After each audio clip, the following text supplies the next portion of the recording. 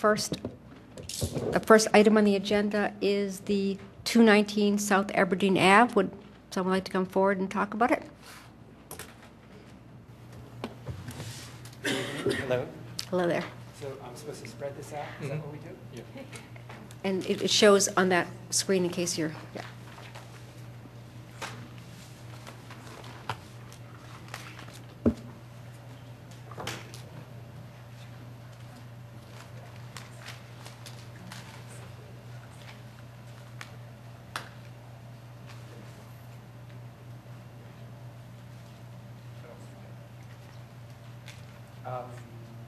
I just present what we're doing and why?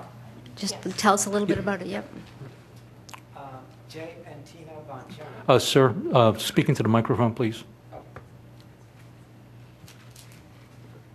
Jay and Tina Von Chernow bought the home recently and are wanting to do first floor renovations, specifically a mudroom on the left side of the house, 1 story, and in the back a 1-story family room. And then there's interior work inside a little bit. All right? So that's the project. The drawings represent the front view, showing the house with the mudroom addition over here, and side door essentially, closets, bench, little powder room there. You see that front window? The window facing the street is a powder room window. The window on the side is over a bench, and then the door is to the back with a covered porch. Mm-hmm. It's painted cedar floor, tongue and groove, T&G flooring, painted handrail, painted spindles, and so it's sort of an old-fashioned painted wood porch. And the siding is James Hardie siding, shake siding, to look like shake because the house is a shake style. And the windows are Anderson 400. They're simulated divided light window, they call it. And in the same style as the house, it's a 6/1 double hung. All right. That's one other addition to this rendering. The front entry has a glass enclosure that the owners are going to be taking away. It's sort of modern, and they're going to take it away and clean that front up and make it look like it used to, which is to open it up so it's just an open porch. So you'll see the front door again. It would be this. Where you could do that again. No, that's the back. You're talking the front of the property? Oh, I remember now. I remember we talked about it. Yes. See it's right here in the drawing. Yes, right I do there. know the drawing. It looks like a pair of sliders next to each other. There were a lot of trees there. We just don't have. Right. But It was yes, hard to see the photo. This house. Yes, you'd remember. I do know what you're talking Okay. about. So the owners, Jay and Tina, are going to take that away Right. and get it back to the way it was. Right. That in the front is really the problem for this house, I think, of the main house there. Mm-hmm. All right, and that's the front. And then the back, we are doing the 1-story family room addition in the sort of elbow of the roof line. Now, sir, you're rendering, the rendering you have on the first page, that shows the existing glass doors in the front of the property? Right. Yeah, they're going to be taken away. They decided to get rid of those doors. So we'll just have the piers, they're large stucco white piers. And then the pretty door in the window beyond, you'll see. So you're not adding anything, you're just taking something away? Yes. Mm-hmm. Yep.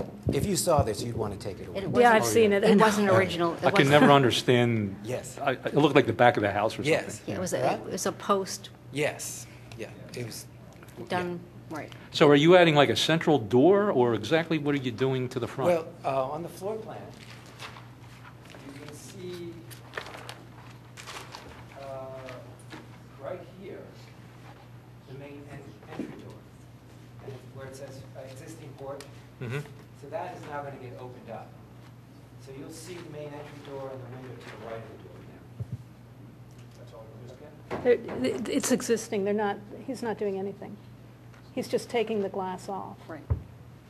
So footprint is, Oh, I understand that. Yeah. Oh, okay. Yeah, that's. Is that, is the garage existing? Yes. And you're not doing anything to the garage doors or anything like No. that? Okay. In terms of the roofing material, what is that going to be? It's a dimensional asphalt shingle. And are you re-roofing the whole house or just that portion of the house? Just that portion to match. Apparently, it's within Oh. 10 years old. Okay. So they've decided to match it. They can get that product, and they'll continue on with it. So that, the piece of the house that's perpendicular to the front of the property, Yes. you're basically keeping that in, no, the other way, perpendicular to that. The rear Where part? you're up a little bit. No, you were right. Oh, this way, to the back of the property. Okay. Back in Okay, you're right up, the two-story right up above your, right here. next to it. This. That's it, that's it. So you're keeping that intact and just adding to it, Yes, staying underneath it. And it's And lower one and story. behind. Yes. and demoing that, it looks like a sunroom or something Yes, in the back? exactly. You're getting ahead of me. You wanna Oh, go back? okay. I just- You kept me on the front, now you're ready to back? The back. we do a random thing here, so. The back, this structure here is in the same footprint as that all-glass structure. Right. And we're going to rebuild it as a breakfast room with a hip roof. So it matches the other hip roof on the other side and stays underneath that second floor window. Right. That's a bedroom window. Okay?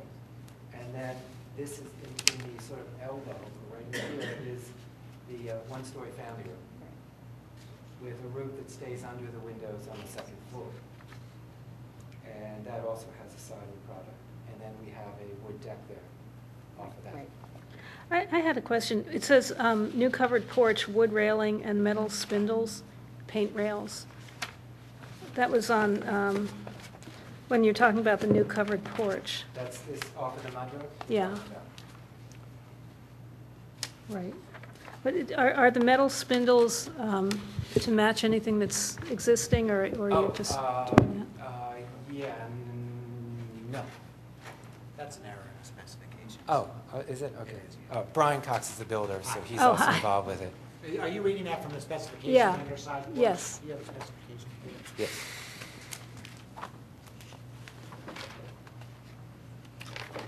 It's on the second page, first floor plan.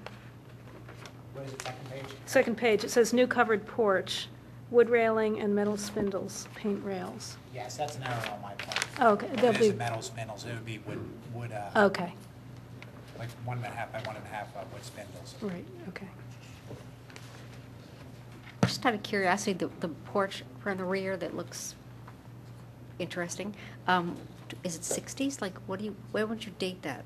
Where, what are you The saying? rear porch that covered. 2003. 2003? Yeah, there was a permit for that in 2003. Yeah.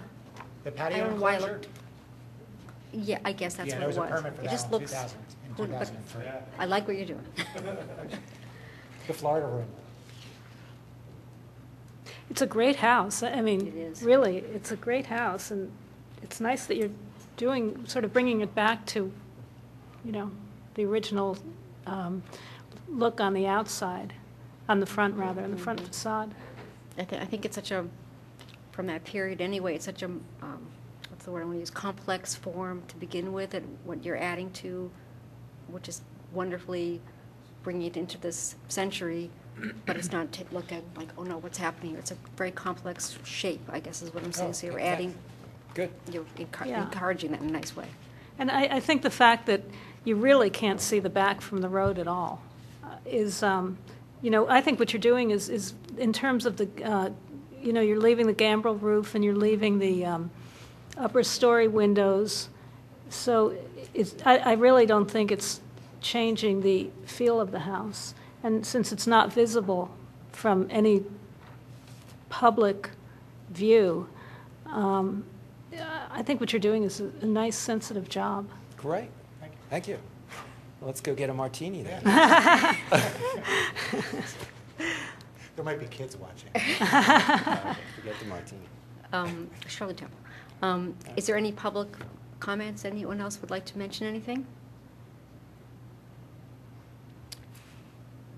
Does anyone else here would like to say anything else? Would someone like to make a motion? Motion to approve a certificate of appropriateness? And someone second? I'll second. And so I guess, are we all in favor of recommending to issue a certificate of appropriateness? In favor? Aye. All in In fa- favor? aye. Any nays? So Thank be you it. all. Enjoy your night. Okay, thank you. Try to get out of here early. Okay. Next on the agenda is 200 West Wayne, if someone would like to come and speak about that.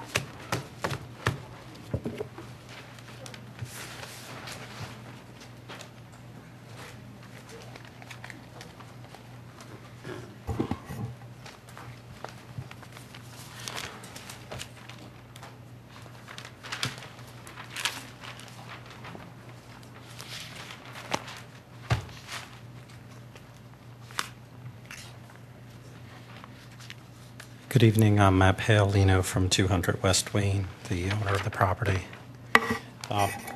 What we're proposing to do is it's an existing 5-unit residential apartment, and we're proposing to tear down the existing garage that was built somewhere in, I don't know, 30, 40 years ago, and put an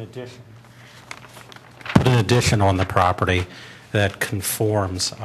Right now, the property's basically a non-conforming lot, but we were able to get a grading permit approval to stay within the to make a conforming addition, which creates this addition back here. That is going to allow us to reconfigure the space and keep it as a 5-unit building, but make each of the apartments a little bit nicer. The addition was basically just designed to match the existing architecture within the limited footprint we have to work with.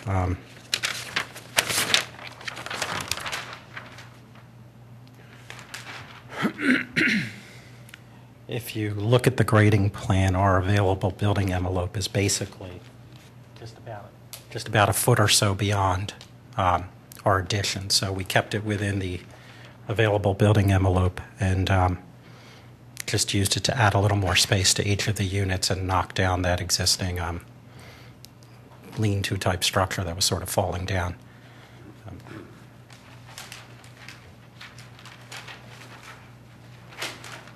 Right now, the building is basically, this facade is stucco, and it has an asphalt shingle roof, which is less than a year old. So we're just going to, obviously, the new addition will match the asphalt roof, and the stucco will just carry through. We'll probably re-stucco the whole building so it has one continuous look. Any questions? Or? Yeah, I got a question. The side elevation, Yeah, which side? you only have, all in the right-hand side of the plan. Yeah, we're left, right, exactly. I know the end of the where the turret is, that's the end of the existing building, correct? Yeah, next to that. Right here. That's the end of the existing. That is, okay. I could have swore that when I looked out there, that the turret actually marked the end of the building. Okay.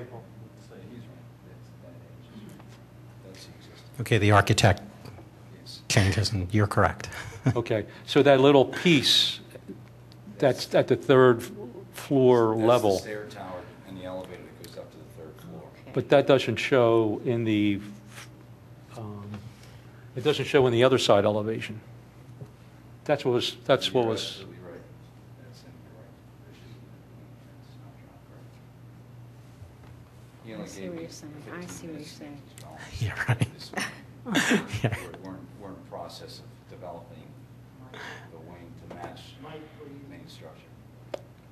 Oh, Can you can talk- You have can to you- walk talk in the mic? Talking to the mic. Talking to the mic, or they can't hear. You are correct. There should be a wing drawn on that other elevation. So should we be requesting that to be sent to us? Well, so when I look at the side elevation that we first looked at, the one on the right-hand side of the plane? Yes, it'll marry Right. up. Yeah. So that's drawn correctly, is The that, one on the right is correct. that is correct? There should be, that wing is not drawn on this. So, So it would extend, this would extend out.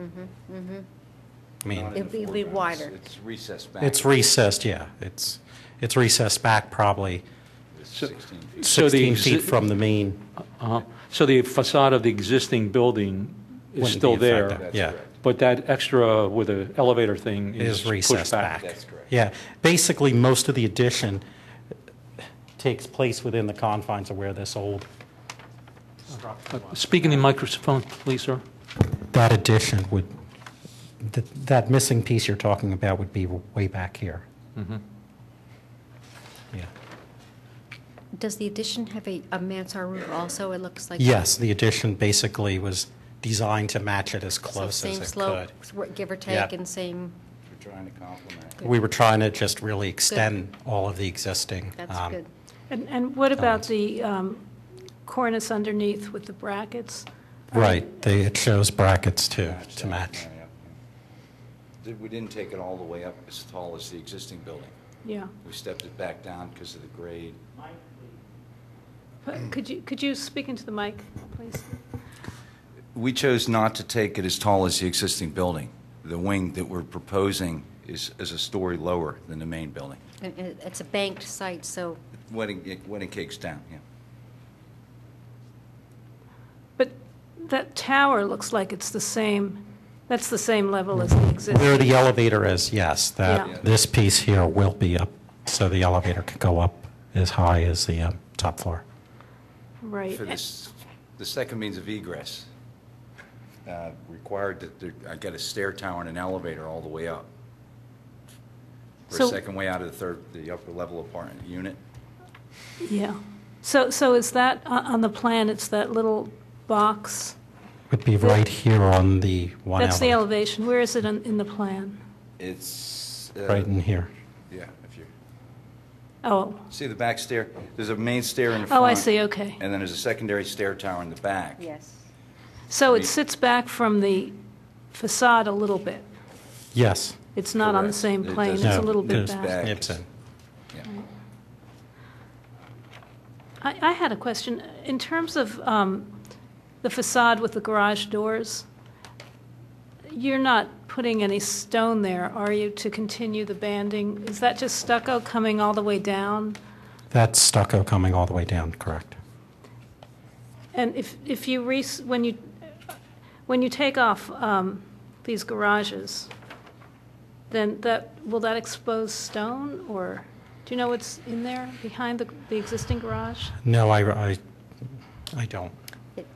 It looks like stone next to it, Yeah, like There could be a raised some, yeah. foundation kind of level. I mean, Yeah, so you would just be leaving the stone there and cleaning it up?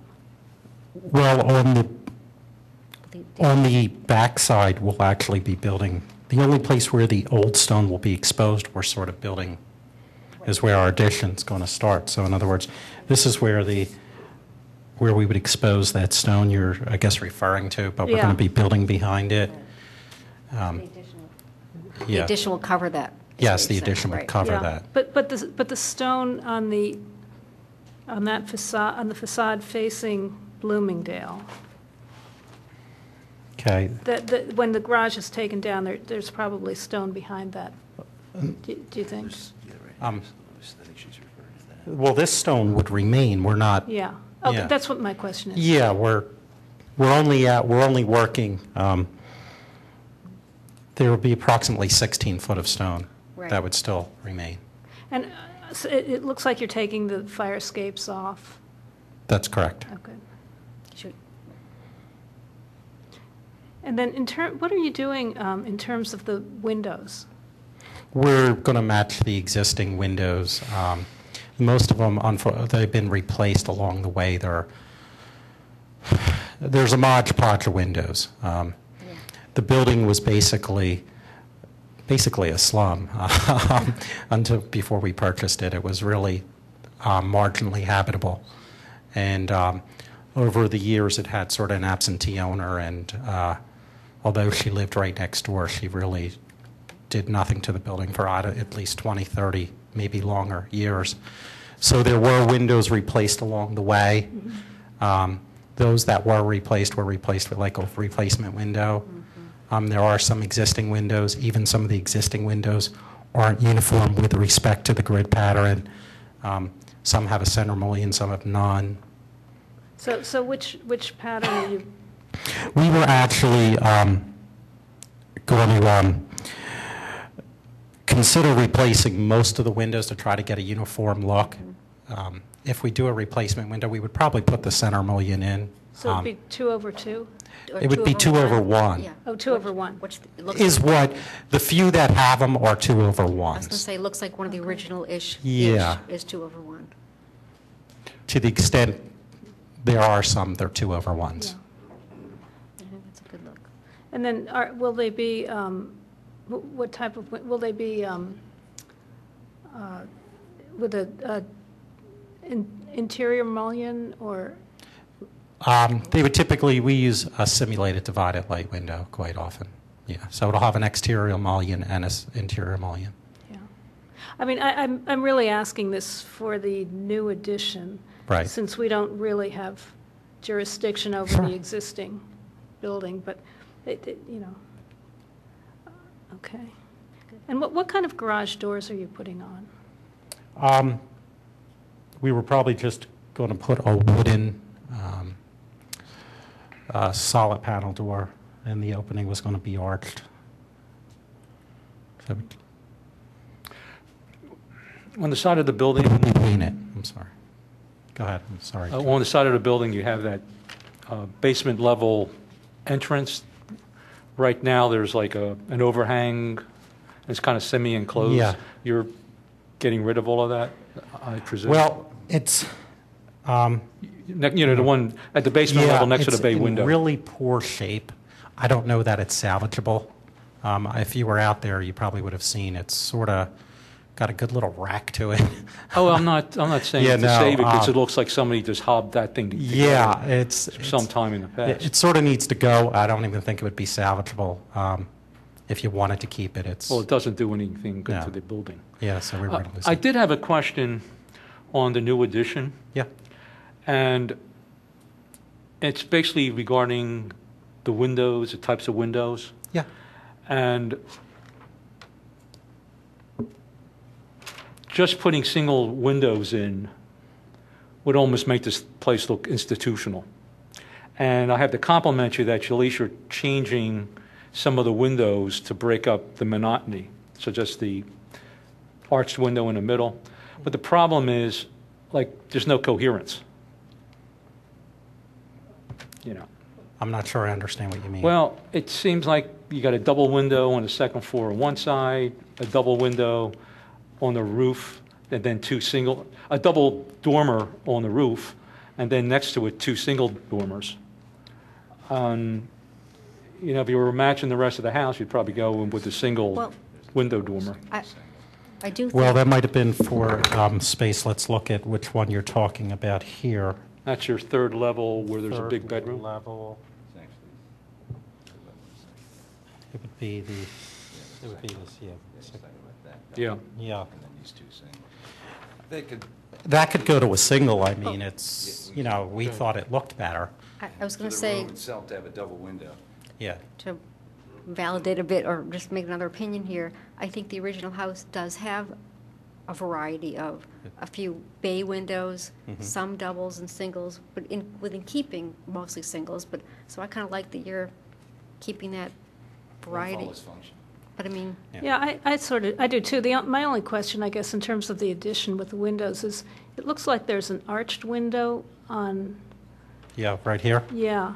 It seems to me that if, I mean, I think this is fairly minor, but just in terms of advice, I mean, I think that if it were to be flat, since you have so many different windows, at least if they were the same relative shape, it might be more, it wouldn't draw attention to it, and it might be more in keeping with the house, so that you would notice the historic part of the house I mean, it's minor, okay, but it's just a suggestion, because I think that, no one will really see that side. No, that's, So, I mean, again, Good it's a, chance the builder would axe that arch, right?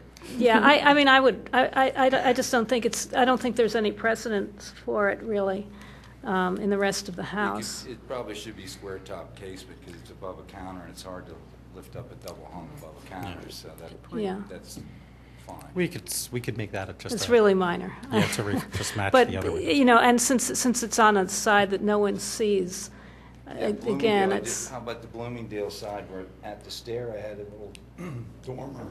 I think with an that's- arch window, you okay with that? Or yeah, I think that's nice, actually. I mean, it shows what the function is. It's a stair. It's like you're walking up the stair below. So you gotta do that. Yeah, that, it doesn't bother me. It's just an opinion. I mean, Yeah. you know, I think the thing I like about the addition is that it's lower than the rest of the building, so that really the main house is still the main part of the house. It's highlighted. The roof is similar in terms of lines, but you know, it doesn't jump out at you as an addition. But I think it's nice Yeah. for what it is. I Yeah. do. The scale is appropriate I was gonna with say- the rest of the, Well, I that's think what we it's a- were trying to do. And Yeah. it fits Just the trying site to- well, it fits the building well. We're just Yeah. trying to make it a nicer building. So it fits Was the it- neighborhood well, I think. Yeah. Now, was this the building you were thinking about tearing down? Yeah, the building needs everything. Okay, I don't know if you were in it or not, but it really truly needs everything. And this winter, although we'd replaced the new roof, we were in it doing some interior gutting during the snow. We were a little worried about the snow loads on it. So we were of the mindset we were then presented with the opportunity we could purchase the property next door and maybe just design a new building. But at the end of the day, I really just didn't think, it wasn't why we originally purchased the building, and I really just didn't think there would be the appetite for the community to lose the building. So we've just went back to the original plan, which is to renovate what was there. We had our grading permit for this addition, keeping it conforming within the setbacks. And so we said, you know what, it's really why, it was our first plan of action. We'll just have to suck it up and go in and deal with the structural issues unless we find something we can't deal with. I mean, I think this is a really good example of, you know, looking at it and then looking at the project and then looking at it again and coming up with a good solution for an existing building. And I also think that sometimes people will come in and say, well, and I'm not saying you said this because you never came before us, but sometimes people will say, well, the building can't be salvaged, or, you know, it's beyond repair. And then, but you went back and you looked at it and I think came up with a good solution. Yeah, I mean, you could say this building is, you know, could fall into that category. I'm not sure if it's the most financially sensible thing to keep it, but we're going to try. Yeah, I mean, that's such a historic street, too. I think it's So it's great that, I think that you're, The good thing was it's a big box. So in that sense, even if we proposed a new building, we were actually going to propose really building the same building over because Okay. the function of the building was fine. A big box works well in terms of using interior space. So, I mean, that's sort of, we said, what are we really accomplishing here? We'll just, you know, I think it's a good for a little choice. bit, we'll be in for a lot. were you ever thinking about putting like non-functional shutters to replace what was there?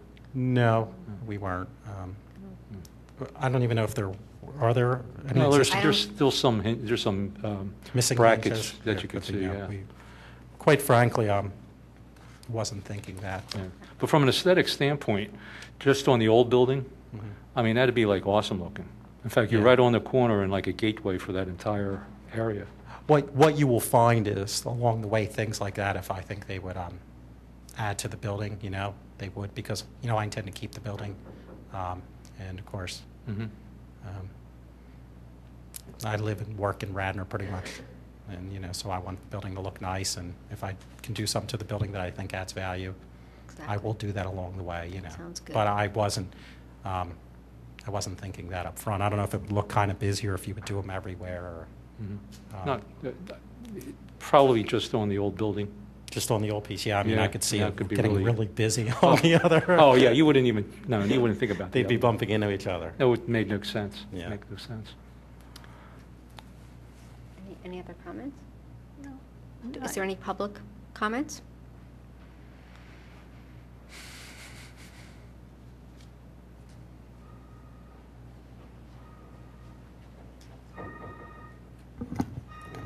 Hi, Baron Gemmer. Is this on? Doesn't sound like it. My wife and I own that property across Westway in 128 Bloomingdale. And just really 3 quick questions. Besides the entrance that you were referring to, John, that's the side entrance, the rest of the facade is staying the same on the existing building? Okay. The porch roof, I'm not sure if I saw what was going to become of that. Do you know what you're going to do with that yet? Just, You speak the name, huh? We're not proposing to do any work to that elevation, so the porch roof is in poor shape. It probably needs to be rebuilt, but we weren't proposing to tear it down. You looks like you are tearing down that little add-on to the porch off to the side. Yeah.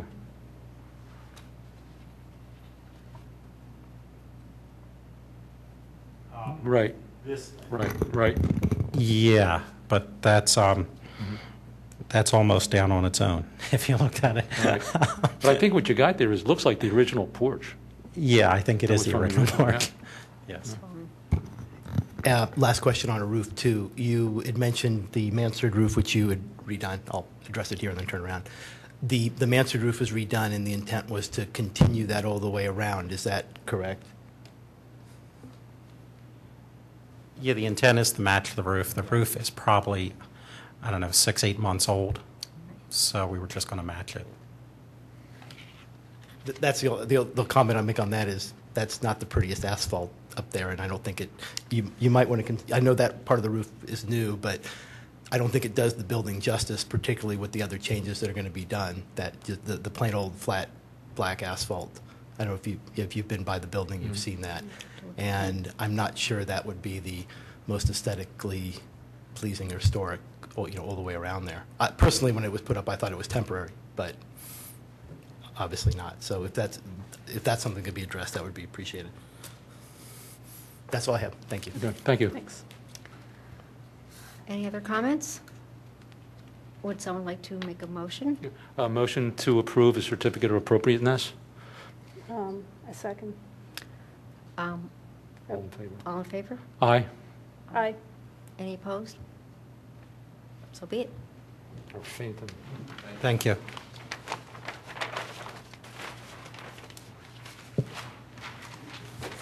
And I think so too. Our last building on our agenda today is 40 Llewellyn Court.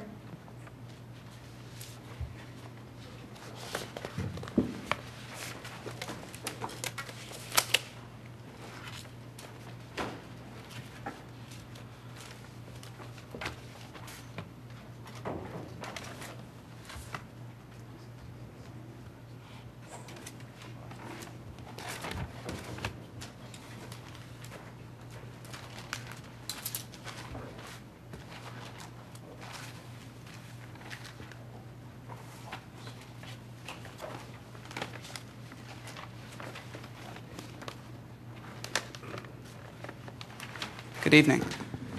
It's been a few weeks, so we're back. My name is Dave Falcone. I'm here on behalf of C.F. Holloway III and Company with respect to 40 Llewellyn Court. We have been before this board a few times in an effort to get it right with respect to the garage and the mansion at 40 Llewellyn. We have gone back and listened to all the testimony again online, and we've revisited everything that we discussed with the board. And the thing that ultimately held us up from getting to this point sooner was a determination from the township with respect to constructing an underground garage. We've gotten that determination, and as promised, we are back with what we think is the ultimate solution. Not even necessarily a compromise, but we are now showing no parking above ground. With that being said, we can turn right to the plans, and certainly I'm sure this will evolve into a more detailed discussion, but we'll show the board what we have and be happy to listen to certainly what the neighbors are here to say. But again, we think we've gotten it right, so we hope we have. As you can see from these plans that were submitted to the township, this is the south side elevation, which at one point showed the large garage. As you can see now, it's been reduced to simply the garage door and the safety fence, which we're proposing to match existing railings on the building. So it would be within the purview and concept of what the mansion is going to look like and what this board can consider. We've paid very close attention to the grading going up to the garage and down from the garage. That's been at the far east side, and Tim, you can correct me if I'm wrong, but it's 12 to 1? It's 1 to 12 here? yes. And on the other side, 2 to 12. By standard, anything below 3 to 12 is very, very good. Walkable, mowable. So 1 to 12 is exceptional. 2 to 12 is also very good. We've tried to limit intrusion from every possible angle. Obviously, there's got to be an entrance to an underground garage. Going back to our April 6th meeting in front of this board, Cam was very, very clear when he said, I want you to get away from the direct east entrance. Please pursue southeast entrance. That's exactly what we show here. To that end,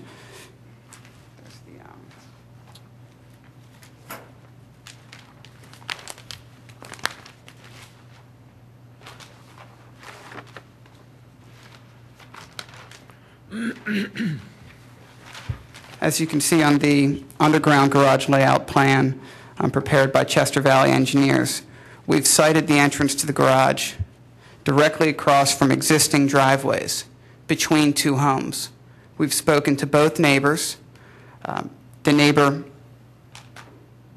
to the west has written an email to the township in support of this location. The neighbor to the east, we've spoken to. They're here this evening. I have not seen any documentation as to which way they're going on support or not support. I know that Mr. Holloway has offered to place landscaping trees to mitigate any lighting that could come up from the garage. The location of this entrance was also very well thought out.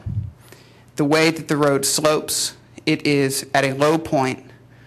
It sinks about, Kaz, is it, how many feet? 10 feet down to this point? From the From here? Down? from the are you talking about from the curb to the garage door? That's right. Is approximately 37 feet. But then from the existing bottom of the basement, the way the curb sits. The curb at this point is the elevation is approximately 2 feet higher than what would be the bottom of the garage. Had we gone a little further east, the lowest point is where the inlet is, but it was on the curb. And there was, based on what our engineer said, the ideal location for this was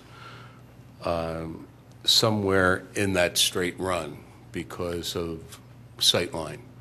And the only place that didn't impact any of the homeowners was where we located it so that the cars would come out on an opposing driveway entrance.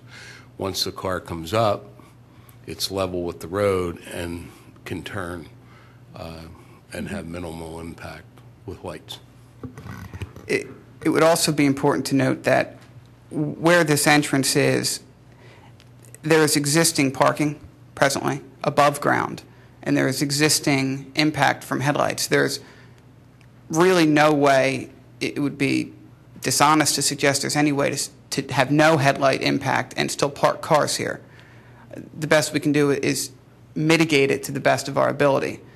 Having one entrance at this point on the curve and offering landscaping is what we believe to be the best possible mitigation effort, and to site it so that a direct shot does not directly go into somebody's home. You're talking like landscaping for the homeowners across? That's correct. As well as, and you'll see when we flip the page, look at the landscaping proposed for this, as well as landscaping on site, which will also help to mitigate that impact. I think it's, with respect to this design and this concept, Kaz was very in tune, we certainly all were, but Kaz was very in tune to what this board had asked for, and was very appreciative very much of the comments made at the commissioners meeting, which really got specifically to where the garage should be sited, that it should be underground, that massing was an issue with respect to the overall community. That's what's driven us here, hand in hand with the township allowing us to design this garage as we have under the ground. So again, with that being said, we'll look next, I think, to what you're going to see above ground, which is what we've heard the most about to this point from everyone. With respect to the garage itself, there will be the guard fence. It's, we think, essential to safety.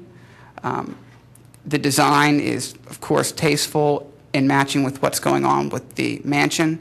Will have very little impact visually on what's there, remembering that there is a garage there now.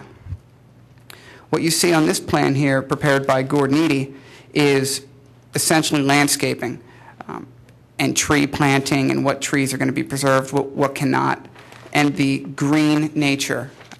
Again, we've heard a lot about open space, green space, nothing being something. We've heard all of it, and it's come here to this plan.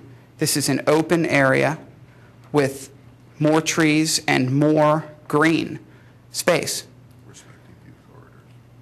It addresses all of the sight lines, the view lines that were expressed, both from cars, walking neighbors, passing trains. We've seen everything, and we believe this specifically addresses all of those concerns. From a design aspect for this board to consider, again, we have no above-ground parking.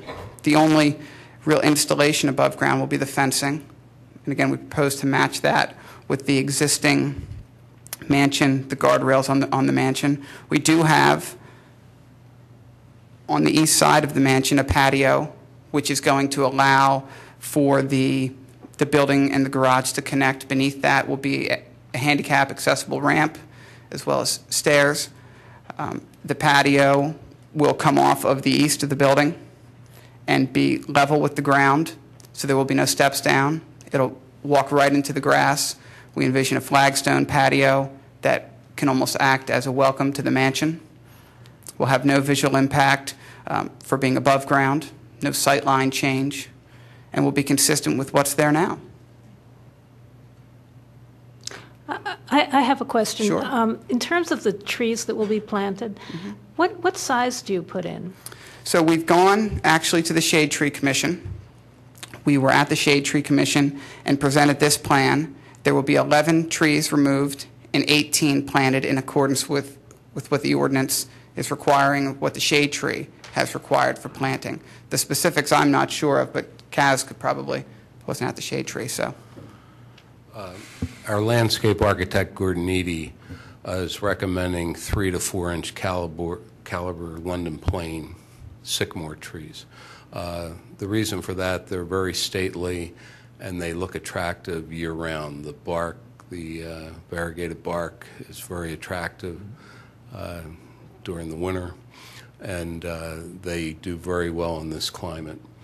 And we really think it would be an added feature to the existing building. It would be in keeping with what, the intent of what we're trying to do.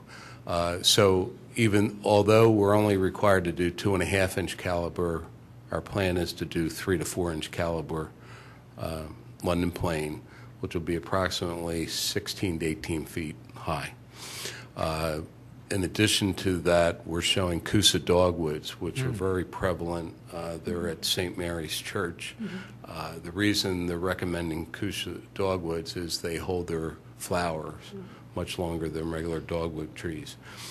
They would have, the stems would be multi-stem close to the ground. So as they grow, they really would create a very attractive feel. So I hope And they're a that, good understory tree yeah, when those things get really big. yeah. And one of the things, I'll let Dave and Tim deal with. If you have any other questions of that nature, I'll be happy to answer. It just, in terms of the root system, everything is, Yes. that won't be affected by the garage? Well, one of the reasons we had some flexibility where to put the garage. And if you look at the plan, we chose dead center in the loop. And the reason for that was to give the sycamores a wide berth. That was one of the questions that came up at Shade Tree. The trees are going to be planted 10 feet off the curb, but they will be almost 20 feet off from the building. Right. So it really allows the root system to expand. Had we pushed the garage if we had pushed the garage closer north, it would have softened the slope to the south side. It wouldn't have changed the door or the entrance, obviously, but it would have softened the slope of the ground a little bit, but it would have impacted our ability to put the larger trees on the north side of the underground garage. In terms of the slope that's coming up from, on the south side, will that look like a natural slope as opposed Yes. to like a, you know? No, I think that's what Dave just spoke, but very natural, and it's going to be, it's going to look like it grew there, and I don't mean that. It's when we're done, you're not going to be able to tell that something is there other than the entrance. Were the trees, the original trees on the northwest, I think the northwest quadrant, Yes, those are staying because they're not being affected? they're all staying, yes. The only thing that Shade Tree asked us to do, our concept plan, the plan that we submitted to this board dealt with the garage. The concept plan that our landscaper prepared was for the whole building, because we had our arborists inspect every tree on the property. There was a question that came up from the homeowner at 47 Luella Court as to whether or not we were going to save the copper beech tree. And what I answered was I knew there was a cavity. We were going to have the arborists do a probe, which they've done. They said structurally the tree is in perfect shape. We know what we have to do to make sure it continues. It's a magnificent tree. You can actually read it from Lancaster Avenue above. The building's tall, and you can read the canopy from Lancaster Avenue. So I wanted to save it as much as the neighbors did. We spent a lot of time at Shade Tree talking about that very tree. And on the concept plan, the Shade Tree Commission asked us to move. We had a little circle loop, and actually it might be easier if you look at that. What we were trying to do was show the sycamores planted all the way around the property. This little loop was so that cars could pull off, be ADA compliant. This way people wouldn't have to stop in Luella Court to get out of the car. What they asked us to do, even though we were showing that road outside the drip line of the beach, we were told by Shade Tree that those routes can really extend far past the drip line. So what they've asked us to do when we go to our grading plan is they're okay with the loop, but they want us to move it down as far away from Oh, the tree. from the Right. Copper Beech, which we've agreed to do. So that was the main comment. We also discussed the 11 trees. The oak tree was totally dead. There was a 30-inch oak that's dead. The spruce tree has a cavity in it. The oak tree, the larger oak, has root rot. So this was all part of our presentation. And that was Mr. Dean Deal, who was a registered arborist who testified on our behalf. And of course, there's 2 arborists on the board. So it was a very productive meeting. And then it looks like you're putting some bushes in also, is that correct, or? Or are those just smaller trees, like, to the, yeah? These are Coosa dogwoods. Oh, okay. So they're going to be the real beautiful flowering tree that'll be in between the London plane trees. And then I'll let Tim address what the lightweight soil that will be on top of the roof of the underground garage will be 12 to 18 inches. So of course we can't plant trees. That's why you're seeing that green space in the center. Okay, so that's why it was so important to center the building in such a position so that we could get the maximum coverage all the way around the perimeter of the garage. So, thank you. Okay, thank you. I had one quick question. You might have answered already. The the safety fence. How tall? That would be 42 inches tall. 42. And as you can see from the landscaping plan, they'll put landscaping along Right. the fence so that they will minimize the impact of it.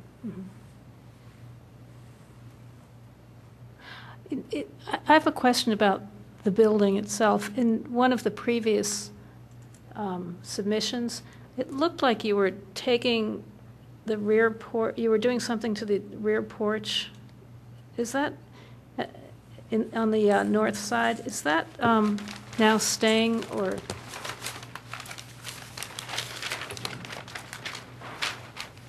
The rear porch is staying as it is. Okay. We're not touching that.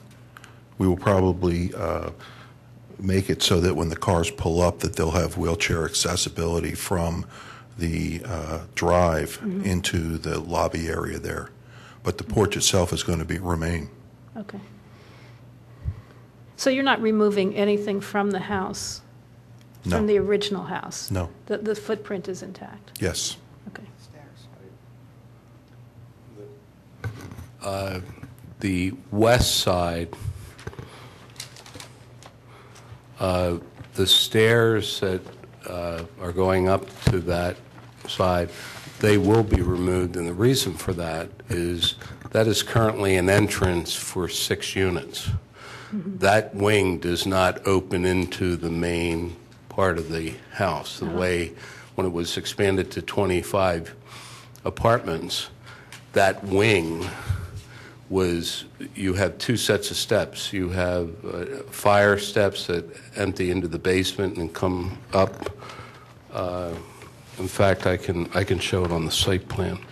But I want to be very clear to your question. There's been some concern and questions raised by the neighbors that we were changing the plan. Our plan is to reduce the number of units from 25 to 12. There will be 4 units per floor, so that the south entrance and the north entrance are the 2 main entrances. We're going to retain the staircase. When you walk in, it's going to look like when it was built in 1865, 67. And the access to all 4 units will be from that center hall. So there's no need for an entrance or a staircase on the west end. Right. What our intent is to use that staircase as another element somewhere else on the property, either with the patio or something to make use of that element. But from a privacy standpoint and a security standpoint, we don't want access up to that area. Right. Okay. Okay, thanks. No. No one other comments here? Would anyone from the public like to speak? My name is Cliff Fleming. I live in the first residence on Luella Court, number 17. And this driveway is, in theory, between my house and a house to the west of me, which is a rental property, which has its own off-street parking. And when I saw the plans Saturday morning, the initial reaction was, yes, it's a nice plan. Minimum a view of a garage door. But having thought about it, and I expect to incur the wrath of some neighbors by saying this, I can go with the plan as it is. However, a small tweak, and it seems to me very, very simple. And if I may have this plan to show you what I'm speaking of, can I show this? Sure. Our house is approximately here. Cars coming out of this driveway and going into the driveway, not so much cars going in with headlights, but coming out, they will turn and come this way, around the traffic flow of the circle. My suggestion, and I just thought of this coming over here this evening, and it's, to me, it's kind of genius, but I'm not an architect, but nevertheless, if this opening were tweaked and go to the west, maybe 30 degrees, cars going in, still traffic flow, as this one appears to be going, this car can go out. Now, I say out because this is one way now. There is a one-way sign right here. That sign can be moved here. Oh, See? So now it's two ways. People can go in and out this way. Headlights will not impact anybody. I'm told that the owner of the president of the company that owns this rental has no objection to this driveway as it is. She could have even less of an objection if it's tweaked this way. It's a thought. And I just blindsided Cass with this, but it was just a thought that everybody can win. Another way to, this is a win, is all these cars going in here and out of here will not be going around the circle unnecessarily. You follow that thinking? yeah. Unnecessary, it's bad enough we got trucks, trash trucks, or whatever going around here, but if 24 cars don't have to go around there, that's a plus. Yeah. We have two families with children here and here. That's another reason to make it less traffic. Okay? But if that can be tweaked, I have no objection whatever under any circumstances. I think that's probably, I mean, it sounds like an interesting suggestion. I think it's a, is it a town? It must be a township. I can't see a lose here. I think No. everybody wins with this kind I of a don't know concept. who- Now, right now, when you come up that plaza, whatever you call it, The boulevard. yeah, the boulevard, when you get to the top, right now, you can make a left. Oh, yeah. You can make a left. Yeah, but as it is now, when the commercial establishments here have deliveries being made, trucks are parked here anyway, and people can get by anyway. So if this is two-way from this point west, one way, this point around the circle, how good can that be for everybody? Yeah. That's a good suggestion. That's all I have to say for this. Yeah.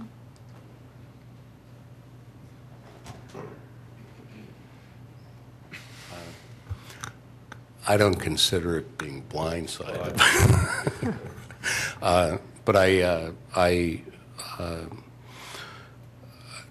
first thing, I can't control traffic flow. No. I mean, we have to deal with what the reality of the situation is. So I have no idea what the police department or traffic would say to that. That's number one. Number two, if the concern I would have, without having my engineer look at it, because we're only 35 feet, as I mentioned, from the curb to the door, if there's not enough room to do a radius and turn in and come out. And Right. one thing I would like, you know, and I would ask that you look at all the benefits, and by us putting the underground garage in, we're getting rid of the dumpsters that are now on the street. We're getting rid of the parking, above-ground parking, which right now with the existing two-car garage, the two cars that park in front of that, those lights do not shine into Mr. Fleming's house, but the other lights do. And the other cars also shine across the street to the neighbors on the north side. So if you look at our, we have 24 cars, and what we're trying to do with the restoration, we're trying to comply with everything that is the current ordinances that we can comply with. That includes providing 2 parking spaces off-street.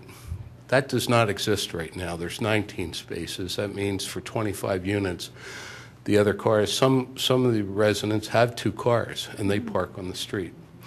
There will be no parking. There will be no trash trucks. The other thing, when you mentioned about how we connected before our original, our above-ground garage plan, we had our trash room right by the building. We felt, instead of having 2 driveways, if you recall, that trash room was right here. Well, because the garage is lower than the basement floor, we have to provide a ramp for wheelchair access to get to the basement level to get to the elevator. So we had to take this space and move the trash room. We combine the trash room with the entrance into the garage. So this way, there's only one access into the garage. The trash trucks, when they come, it's a private hauler twice a week. They will, it's a 20-foot wide door, so the trash truck can be there and people can get, for safety, still get in and out of the garage. So we really feel that we've looked at everything. And this plan makes so much sense, and it really addresses all of the neighbors' concern about there will be, that property will be like that forever. Much like the field that our other building sits on, that is the underground stormwater system, as I mentioned at the last meeting, and the wellheads for the geothermal heating for the school. So once this garage is built, it's going to protect that view shed for the next 100 years. So I just would ask, weigh all the benefits. So, thank you. Cass, I have one question. Yes. If you were to take the gentleman's suggestion, Yes. and would you be able to do it simply by changing the retaining walls without changing the garage itself? See, I'm You're not an you need engineer, but I mean, believe, having built a lot of homes, I believe the 35-foot would, even if you could address the one-way issue, where that entrance is for the trash truck and everything, it needs to be a straight shot in. There's not enough of a radius to make that. I really believe that, but I'm not an expert. It's a township decision. I mean, it's not a decision I we like would the make. one-way versus two-way, but it's a township decision, so Yeah, not that's us. not a decision. No, that we- I really feel that right now, all the, if you look at our 24-car garage, if we did, at the last commissioners meeting, there was a suggestion that we just do all above ground and not provide covered parking for our new residents. And we're willing to go to the, obviously we're here, Yeah. to provide what'll be a benefit for everybody, okay? It's unfortunate that there's only one location that really the garage entrance can come up and be between the two houses. And you want that also because with the permit parking, you want the entrance to our garage to be across from another driveway so that somebody's not parking right in front of the driveway entrance. So there's so many benefits, and I do have to say, if we were to build an above-ground garage, 12 of those cars would be shining into your house and into all the houses, as would 12 cars be shining to the north. So, which they are, I mean, there are cars shining there now, but I'm just, Right. Yeah. so I can't address things that I have no control over. I was just curious. Exactly. I mean, Thank you. because we can't make a decision on that anyway. I mean, it's Right. not under our Yeah. review, but. No, and I offered, and I will say it publicly, when I met with Cliff, I am willing to enhance our landscape planning that we're doing above the garage door. If you look at that plan, you can see Gordon really did a very good job of hiding that fence to make it look natural, to make it look a natural feature. And I offered both with Mr. Fleming and with the owner of the house next door to carry that landscaping across so that when the cars come up and level off, as they start to turn, the headlights are shining into shrubbery and trees rather than toward the house. But where the existing garage is and where the the existing parking lot is, it's 3.5 feet higher, so those lights shine right smack into the middle of the homes right now. So, See, Mr. Thank you. Fleming, you're shaking your head yes to what he's saying. I mean, okay. Yeah, the parking lot as it is now, flats both sides, okay?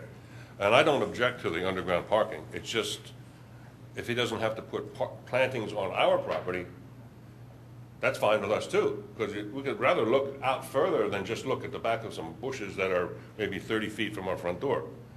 All right? And, but it was just a suggestion to tweak it a little bit to the west, that's all. Yeah.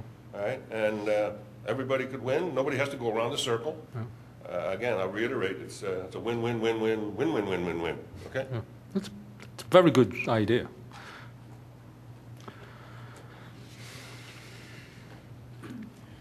Hi, I'm Patty Poole, and I live at 41 Llewellyn Court. Can you hear me?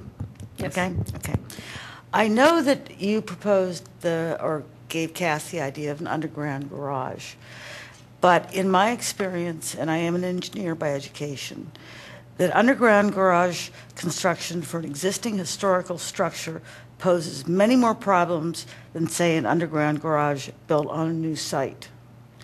For instance, down in Philadelphia, when they did the garage underneath the, I believe it was Independence Hall, they had an incredible amount of problems with it. In general, there are several limitations and disadvantages associated with underground parking garages. These include a higher initial cost per parking space, which Cass has to worry about, and water ponding on the intermediate slab is very common. The presence of salt brought in by cars causes severe damage if not corrected promptly. Underground garages are more susceptible to concentrated and trapped auto emissions. Concrete deterioration is one of the most commonly reported failures in underground garages. So if you have the roots from these new trees that he's going to be putting on the property, as those trees mature, the roots will go into the concrete foundation of the garage and will even cause more deterioration. Problems that may occur also include crack in underground garages, cracking, leaching, scaling, carbonation, reinforcement corrosion, joint deterioration. These are all common problems with underground garages. But that is just the tip of the iceberg when it comes to disadvantages of underground parking garages in an historical site, and especially on the Llewellyn Court site.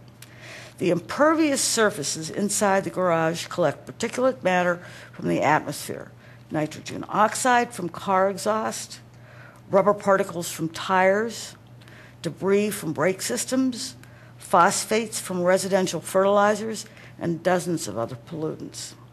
There can be buildups from hydrocarbons, bacterial contamination, metals from wearing brake linings, and spilled antifreeze. Since the Wella House's underground parking garage would be located in an already densely populated residential neighborhood, medical dangers to the residents who live in the building itself, as well as those occupying the homes around the circle, pose a real concern. This is a restoration in a historically certified area that requires a deep understanding of the historical value of not only the property itself, but also its surroundings. I have not seen enough detail from Cass to see how he is going to conquer some of these very, very environmental hazardous problems. And I would like to see more of this addressed so that we can protect the neighbors and the children in the neighborhood from any decay. I guess one question I have, though, this is all new to me, environmental things. Wouldn't a code person giving a building permit be dealing with these issues? I mean, these need to be addressed, obviously, but they would be addressed, right? Just Every parking garage that has ever been made has all of those pollutants that you mentioned. And I can talk about the $3 million apartments they have in Center City, all built on historic areas that have underground garages directly underneath them, as well as above ground. Everything you say is correct, except it's just part of the design. It's called engineering. Right. Those primarily are not historical buildings.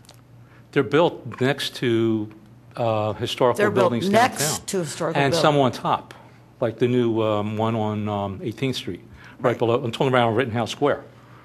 Right. But can you tell me whether they're pervious or impervious surfaces?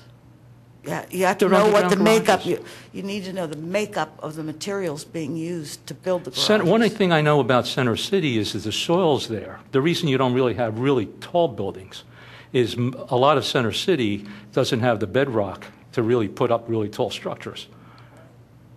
Right. But we're also talking about a residential community here and not Well, these were residential Center buildings. City, not Center City. Yeah. Okay. Okay, thank you.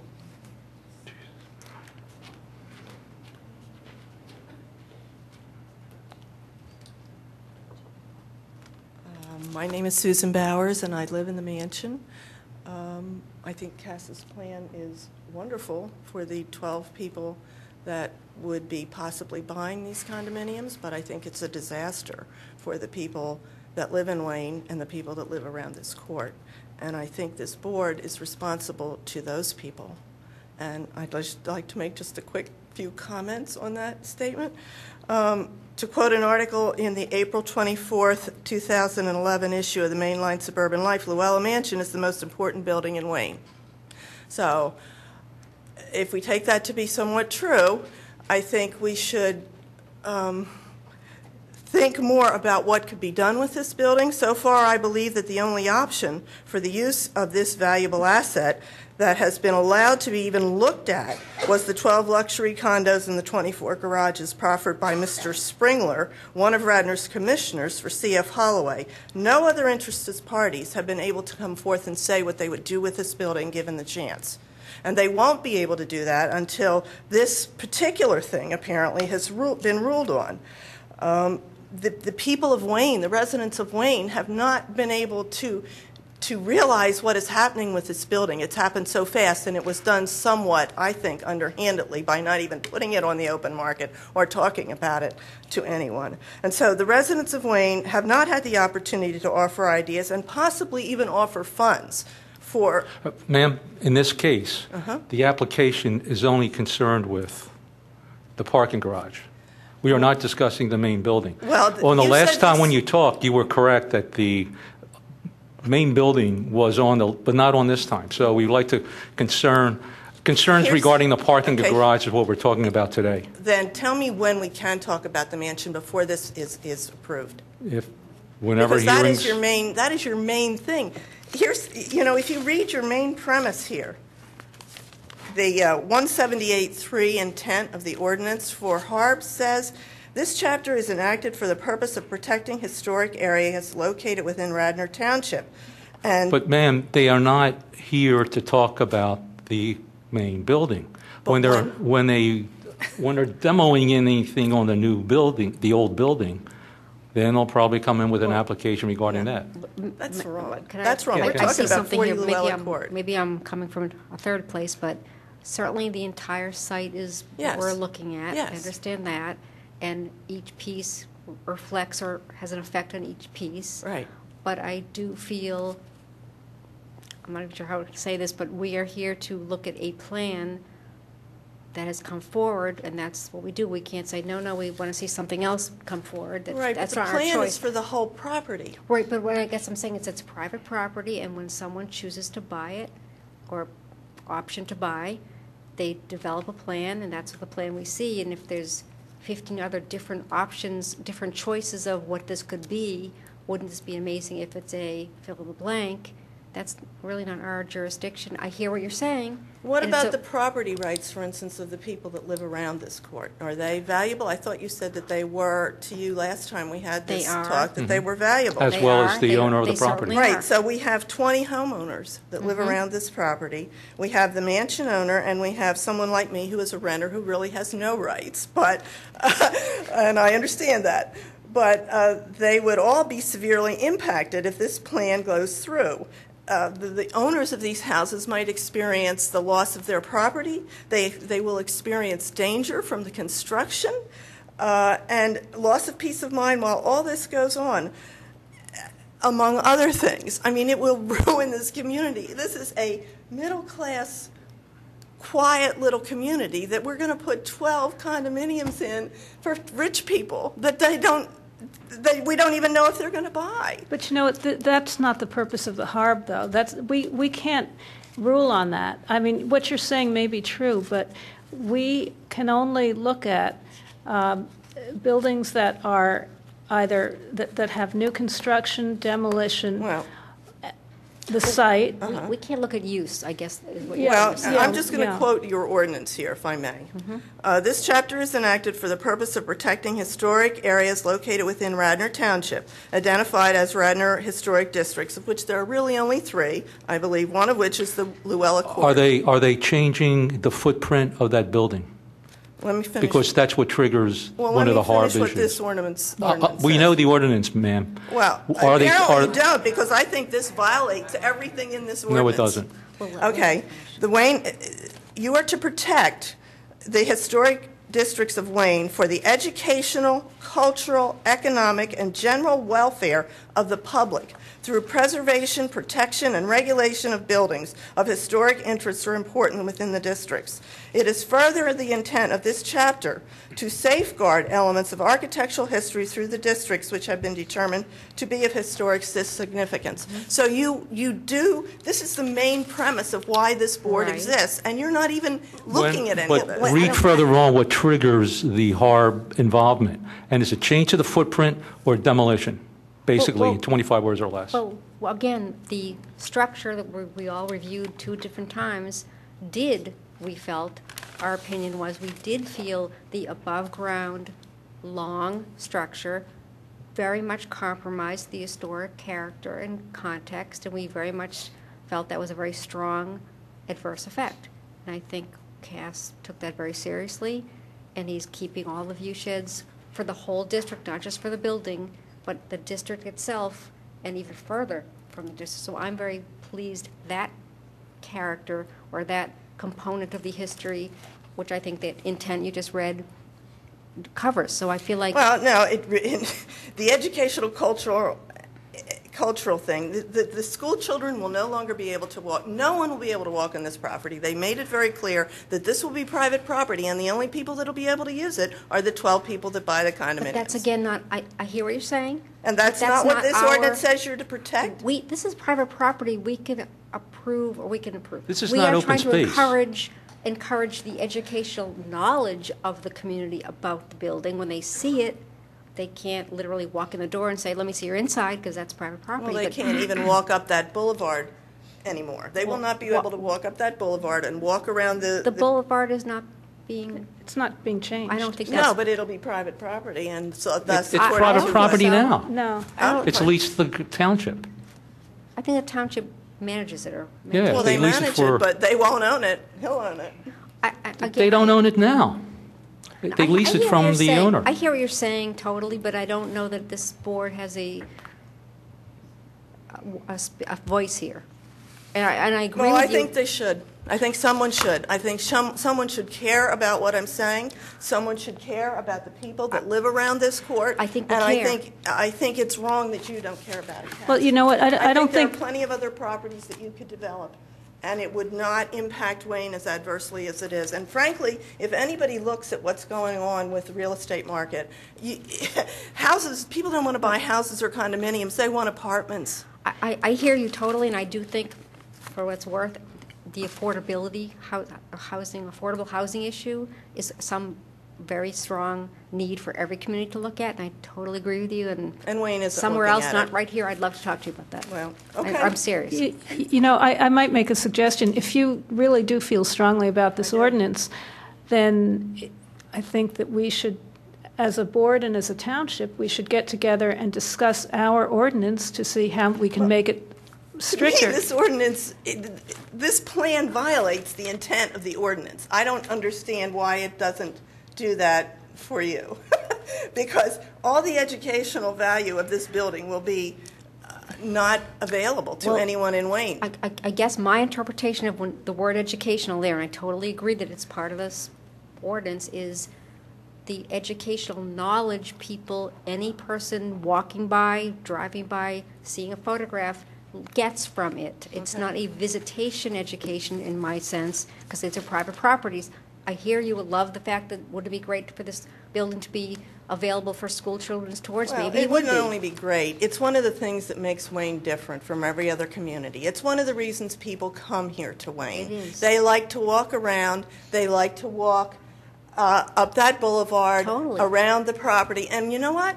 Economically, this town is going to suffer if this is the way it goes, because people are going to say it's just like every other plastic community. We're going to go somewhere else where they have the old-fashioned things that we like, where they have gardens and land that we can walk on and history that we can actually go into and be a part of. It's a very basic philosophy that I wish Wayne, before it's too late, and particularly with this building, which is the major history in Wayne, is gone for the people of Wayne and the people that visit it. And I at least appreciate your listening to me be able to express my thoughts. Thank you. Thank you.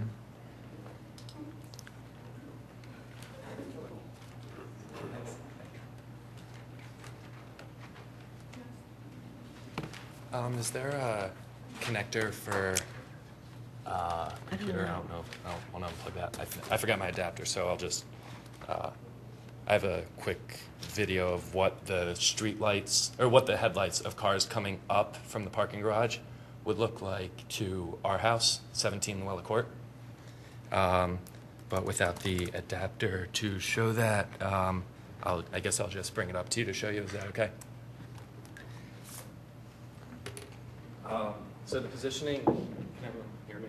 The positioning of the driveway to the parking garage is right across from our driveway and a sidewalk of the property next to us. Oh, sorry, yeah. Yeah. Can we have you use the mic and put that on the table so it can... Oh, yeah.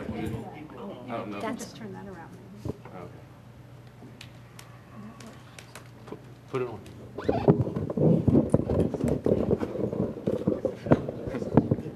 So, oh, you mean show it on the camera up there? Oh, okay. That's fine. I don't know if it'll show. Mouse. Yeah, that's fine. This is it.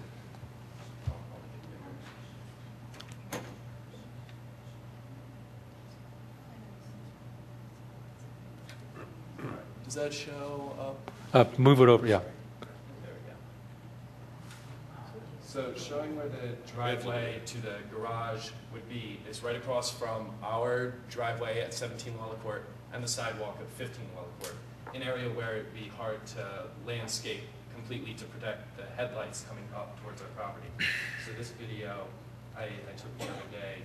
Sorry for the iPhone quality. Oh, I'm his son and her son. Yeah, sorry. Nice to meet you. Please pull Sorry. Yeah, yeah. Sir, speak into the mic, just turn it around. Yeah, sure. All right, there we go. So this is a quick little video showing right here is where the driveway would begin. That's where the house is.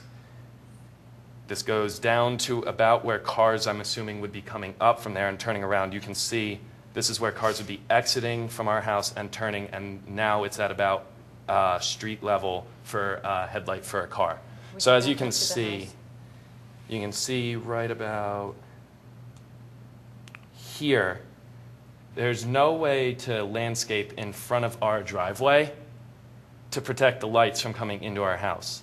Or if we're on the front yard or on the side yard, protecting them from going right into our property that way. You're showing the entrance here. The entrance is actually will come up over here. If you back up your plan for your video first. See where the garage is? Mm-hmm. Okay, start playing. Hold it. Back up. Back up, if you would. Back up. Back up. Keep backing up. Okay, you see the garage here? Yes. The entrance will be right next to the garage, not over where you're showing it coming out in front of your house. Actually, I could show, Sure. you know, and I'm very cognizant of your concerns. And what I'd like to do, one of the plans, if you look at this,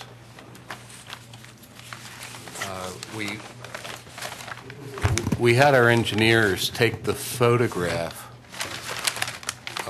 that shows all the houses, and we located everybody's house, but the lines are such, the entrance, the old garage was right here, and the entrance comes right up in between the two houses. Mm-hmm. Your video shows it coming up right on this part of the house. But Now remember, a car comes up on the right-hand side. This is our house. I understand. This is the house. So this is my front door, right there, okay? And it looks directly there. But a car coming up has to come straight up. It has to get to the street before it starts making the turn. And the point is, the car will be level. Right now, all these, we also have a plan that shows the existing parking. And where this garage is in front of 15 Luella Court. And these three spaces look right across, those headlights shine right across at your front door right now. Right, and so we had the plans, and so we looked at this, and our driveway is not a straight... Ma'am, speak into the microphone. Our driveway is not our driveway is not a straight driveway. Our driveway actually curves all the way over to here. It's very faint on this drawing.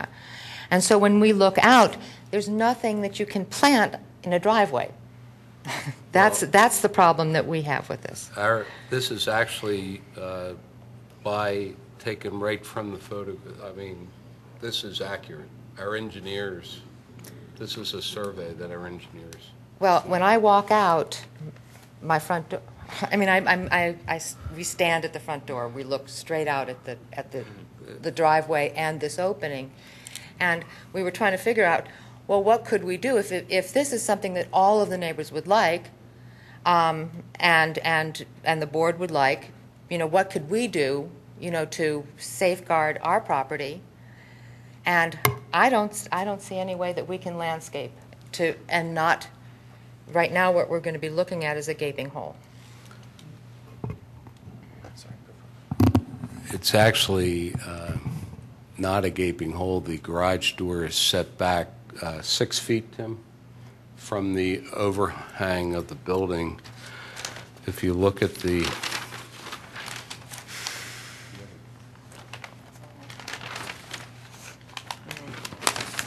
one.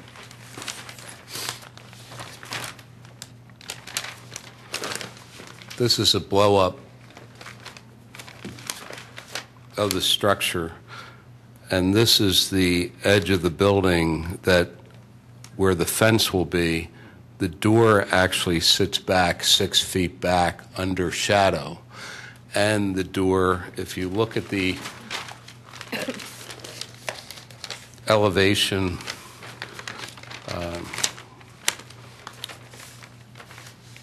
you'll notice that this is actually a 3-panel garage door. One of the panels is below grade, below the curb. So you're not looking at, the garage door is 8'6" because ADA requires an 8'2" clearance for vans. But the door sits down and sits back in shadow. So it's going to be very unobtrusive. And that's why we have this heavy landscape planning up along the retaining walls and across the top to really pull your attention away from the entrance. So I know you have a concern. That's good for everyone on the other sides, but that doesn't help us if we are standing here and looking at All I'm this. saying is the impact that you have now with the existing parking lot every night when cars pull in and they park right across from your house. We have bushes all in front of those cars so that we don't see them. How is this going to be lit? Yeah, that was my other concern is... Pardon me? Even, I live down in the city currently. Yes. But even parking garages that are done nicely like this still require lighting and sometimes sound for when the garage goes up and down, and I can only imagine that would be echoed,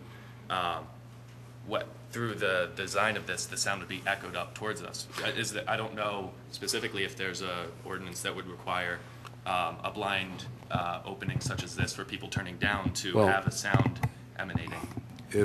First of all, we did silent garage door openers on all 9 garages at Luella Court because we have homeowners living above the garages. I can tell you that this is going to be very quiet. That's number one. Okay. Number two, the lighting, we did not show windows on the garage door because when it's closed, you don't want the lights from inside. So when the door opens, you will see the lights inside the garage. They'll be very, they won't be bright, but it'll be lit. Okay. Once a car enters, the door will automatically close behind it. And so it will only open as the cars approach? Yes, yes. Okay. At St. David's Park, the lighting is very obtrusive as you drive by. Can you tell me from the street how deep this goes? It's 35 feet. It's 35 feet to this edge, and then the door sits back deeper than that. Okay. No, been standing at my property. no, I've lived there for so long. I know exactly where this house is. I don't see how we're going to be able to do this landscaping. Well, this is just, and you're I'm so sorry. convinced that we can. I'm sorry I didn't meet with you because I did call Mr. Fleming, and I did call Ida, Stacy Ballard, who's president of Ida, because I knew they were the 2 homeowners that would be most impacted by this plan. But Ida doesn't have to live in his house. Well, but there's I think there's 4 families living there, you know, and I had just as much concern for both. Well, their front door is over here. But that's, I mean, this is where our front door, because the property is tilted at.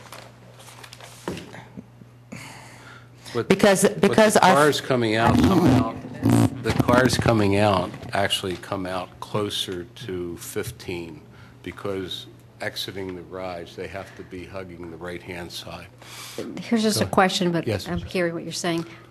I realize it's a conceptual somewhat, the landscape plan you showed before?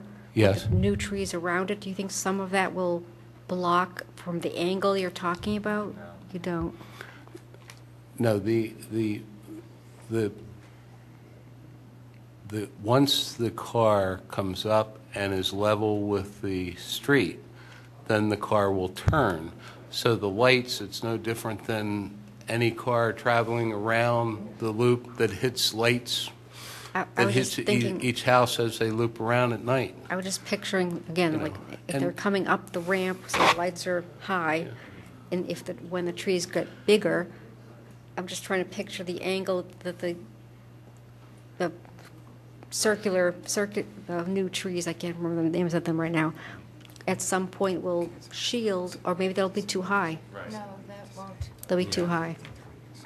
The other issue is if he's saying that it's hugging the right side, and if they have to make that right turn, that almost lends itself more to doing what my father suggested, and obviously that's not your issue, Right. but doing the two-way for that section so Right. that they can go the other way. Because if they're hugging the right, the way our driveways are lined up, and obviously I don't have the rendering showing specifically our driveway No. and all the details of it, but if they're hugging the right and then turning to go with the flow of the current court, then that'll be more of coming up our driveway and directly into our house. And that's however many people are leaving the driveway at night, shining directly into our bedroom. It's not as pronounced as when it's on however far back the current driveway is and only 3 cars. It would be any car that leaves.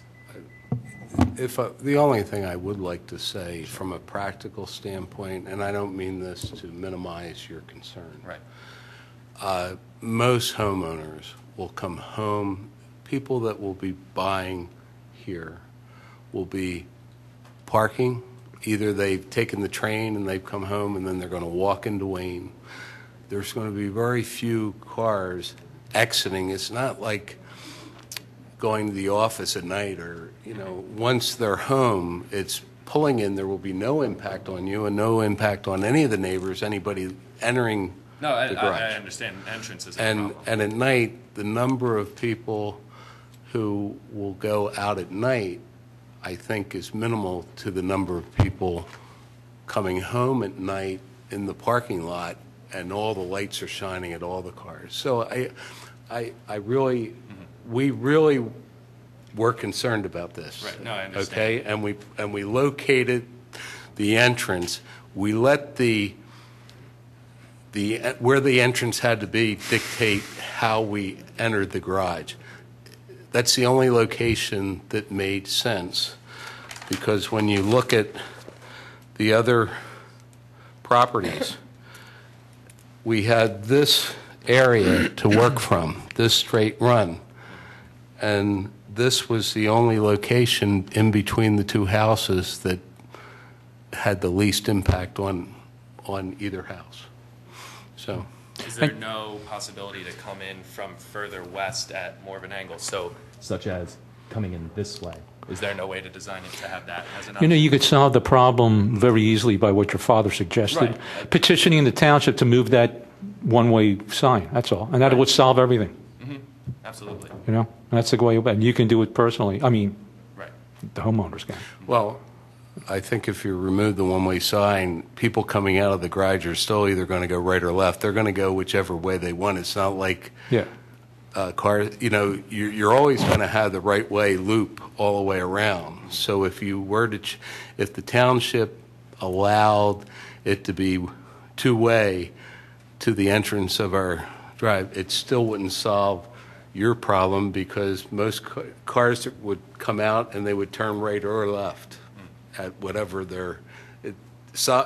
doing what you're asking or what your dad asked doesn't stop somebody from making the left-hand turn coming out of the garage. Right, but it's still a possibility for them to go then the other way. No, but It could minimize it. Yeah.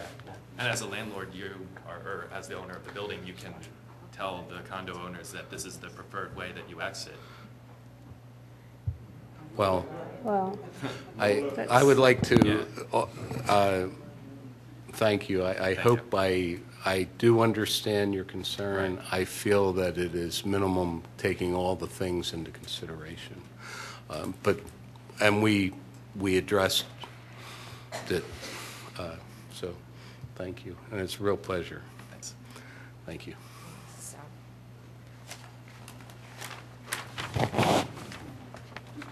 one of these is, I brought up. Right.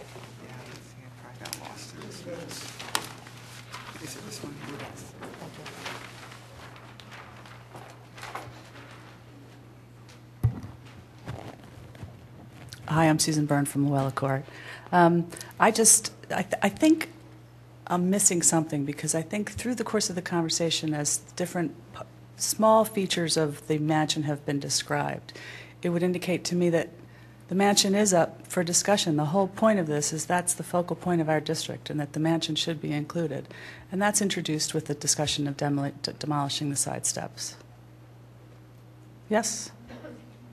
They're not, the application doesn't have anything to do with the main house, though. But that would be like, They would have to come back again to talk about the main house. do we want to come back again? I mean, the whole elephant in the room is Saldo and zoning. And we I haven't- understand. But the demolition has been introduced, and I think demolition then introduces the mansion to the thing. And I just have some questions, because we keep focusing on the garage issues alone. And I don't really, Because it's not about the garage, it's about the mansion, it's about Susan, the you're estate you're house. absolutely correct, everything you're saying. That there is a Good. big focal point on that main house. Yes. The application, when we review an application, we're reviewing whatever the applicant presents to us. And I'm reading directly on here, it's demolish existing garage and build one 24-car underground garage with trash room, ramp, et cetera, et cetera, et cetera. And And renovate. there's nothing to do with the existing building. But John, that doesn't, It doesn't matter, on this Please. application, that's what the issue is. But should we be adding, No, The they'd have to scope of come, work. no, they would have to come He- back and say, we want to demolish these steps. But they They'd have to are. come back with another application. And that opens up that whole thing. But for now, we're only discussing the underground garage. but we already discussed the steps today, so. No, we didn't. That, somebody brought that up, but we didn't discuss it. They haven't presented us with plans showing, for example, the steps taken away, what they're going to do. They've told us, but we don't have any plans showing that. And so they would have to come back before us. So with if I those wanted to plans. put an addition in my backyard that was twice the footprint of my house, and I showed you a mudroom off my kitchen, that'd be fine? No. Yeah. It's an Yeah. addition in the historic district. I have to, Yeah. it has to, what is to be done has to be included, does it not? But Yes, I- that I- sounds like- Absolutely. So we're looking at a fourth trip to the Harb and probably Probably. 3 trips to the commissioners. Probably. Okay. The discussion tonight is only on the garage, because that's all they're applying for. And That's you're- why we're focusing only on the garage. And the emperor has clothes on, or is the emperor naked? The emperor has clothes on, but the emperor comes later on. Oh, okay. See? Well, that's the craziest thing I've ever heard. The only No, thing, it's not. actually, you know what the crazier thing I heard today is that you appeared in front of the Shade Tree Commission. There was no posted agenda. None of us knew to be there. You went to the Shade Tree, which is perfectly within your bailiwick. I would have done the same thing, probably. Went through the whole procedure, and it was never published for Llewellyn Court to know the 11 trees that are coming down. Not 3-inch caliper trees, not 18-feet trees, foot trees, but trees that are 80 feet high. And all of the 11 are healthy except one, according to my observation from watching the video later on. Well, the Shade Tree So this Commission, is we looking don't... crazier and crazier, which is just going to make us more and more tenacious. It's really a shame. So the emperor is naked. The emperor has a beautiful outfit on. Great. Okay. Well, that in mind, looking at my presentation that was supposed to be about the impact on the district and is now just about the garage,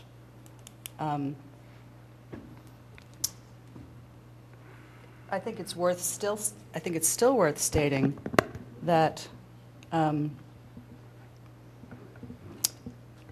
we haven't looked at existing entrances. We know that actually the entrance was discussed as well. The entrance is being moved on the west side. The entrance is staying there, but there are no steps to get to it.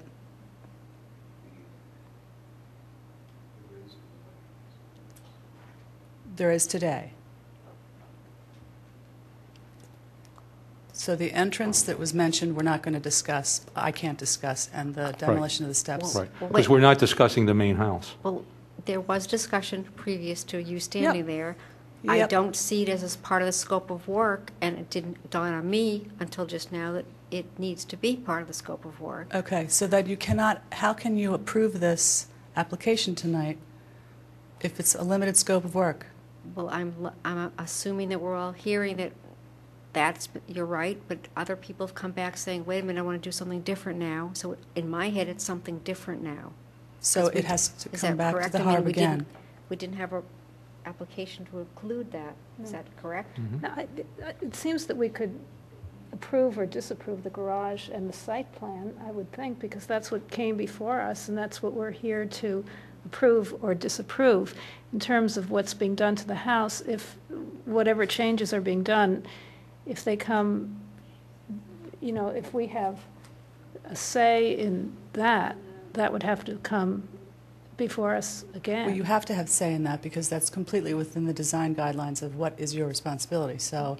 Well, it does will- if there's demolition. So we're going to approve it a piece at a time. Partial demolition, yeah. Okay, it's going to go through a piece at a time, potentially.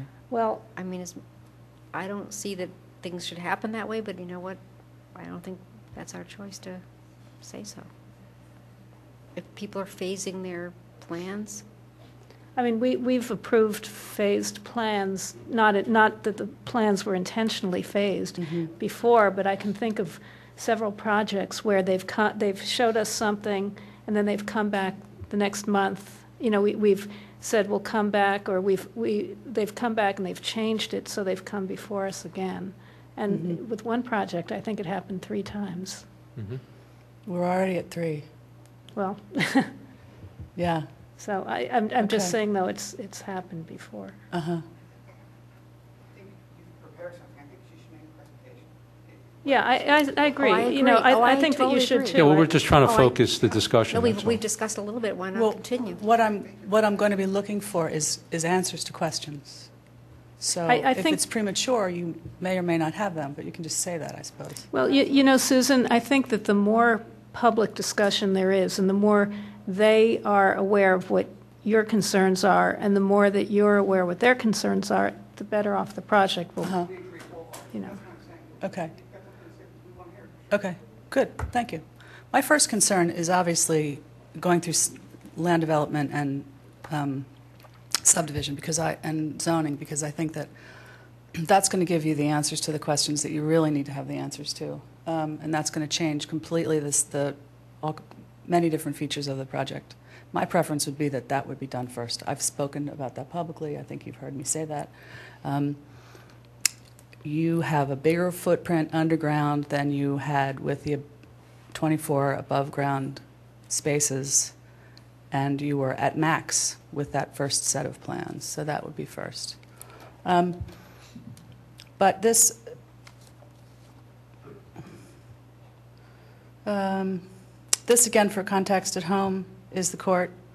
There are 22 houses around it, mostly twins, the mansion. This is taken in the wintertime, so trees are not in full bloom. You can't really get the full effect of the loss of the 18 or the 11 trees that we're going to feel. And the fact that they will never be replaced in any of our lifetimes. Okay, I've got to collect my thoughts. Just give me a second. Is there a plan for the porches? Are the porches remaining? Do you know that? I'll address all your points. Later, okay. Are you considering this a renovation? Are you renovating things, or are you replacing features of the house? In other words, one of the times we spoke earlier, the windows were still kind of at question, the large windows. Also the windows that line the second floor porch that have kind of the Mr. Ed door. They were a solution that you had not determined yet.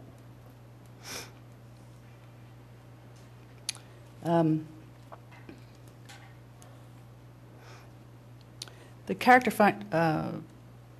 some of the character-defining features of the house include the stone steps that appear on three sides, including the posts with the shields in the center. Mhm. I think in earlier days they had more ornamentation than they do today, but this is what they have today. So this is the north entrance with the steps. Now, you're making that ADA accessible so that there'll be a ramp there now? Open question.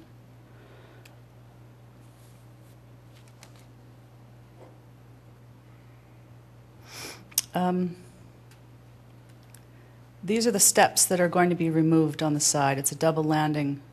The stone's about 1.5 inches thick on all the steps. You can see again the shields on the posts. So those are gone, according to the current plan. Another part of the demolition plan, which I think is worth mentioning, is these trees. There are 11. You can see on the picture on the right that there is an oak, I believe, that is completely dead, and I would like it removed. That would be great. On the right also, the spruce and the mulberry, which is that large lower one, that's gone. They're going. And then on the picture on the left, it's a variety of maples, silver maples, and pines. They were described by the arborist at Shade Tree as being perfectly healthy, but moved in consideration of the driveway. So the canopy is gone. If we go back to the first picture, Luella Court is a small dot of green in all of Wayne, from the tracks to Lancaster. So we're talking about eliminating that. And we're talking about, I've never heard any project plan described. I'm assuming that a big dig like that's going to take a long time and going to be pretty messy, and I, at some point, would love to see a project plan of how that's going to be approached.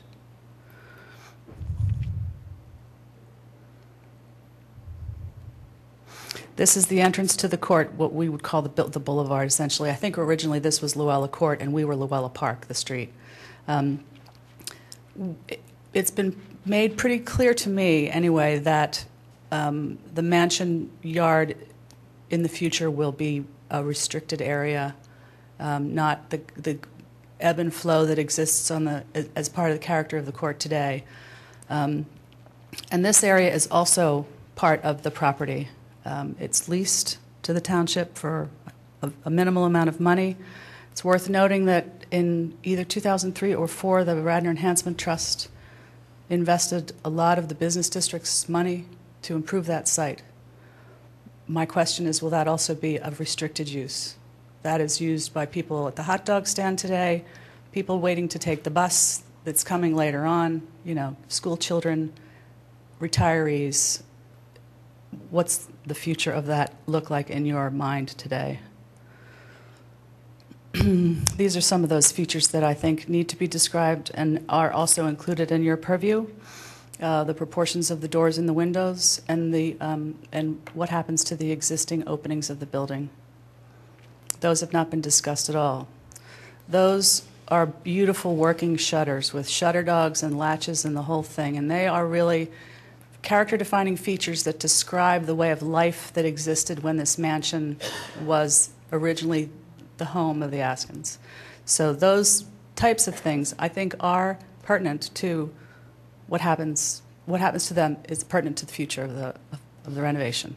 Nothing has been brought up to my knowledge about those things.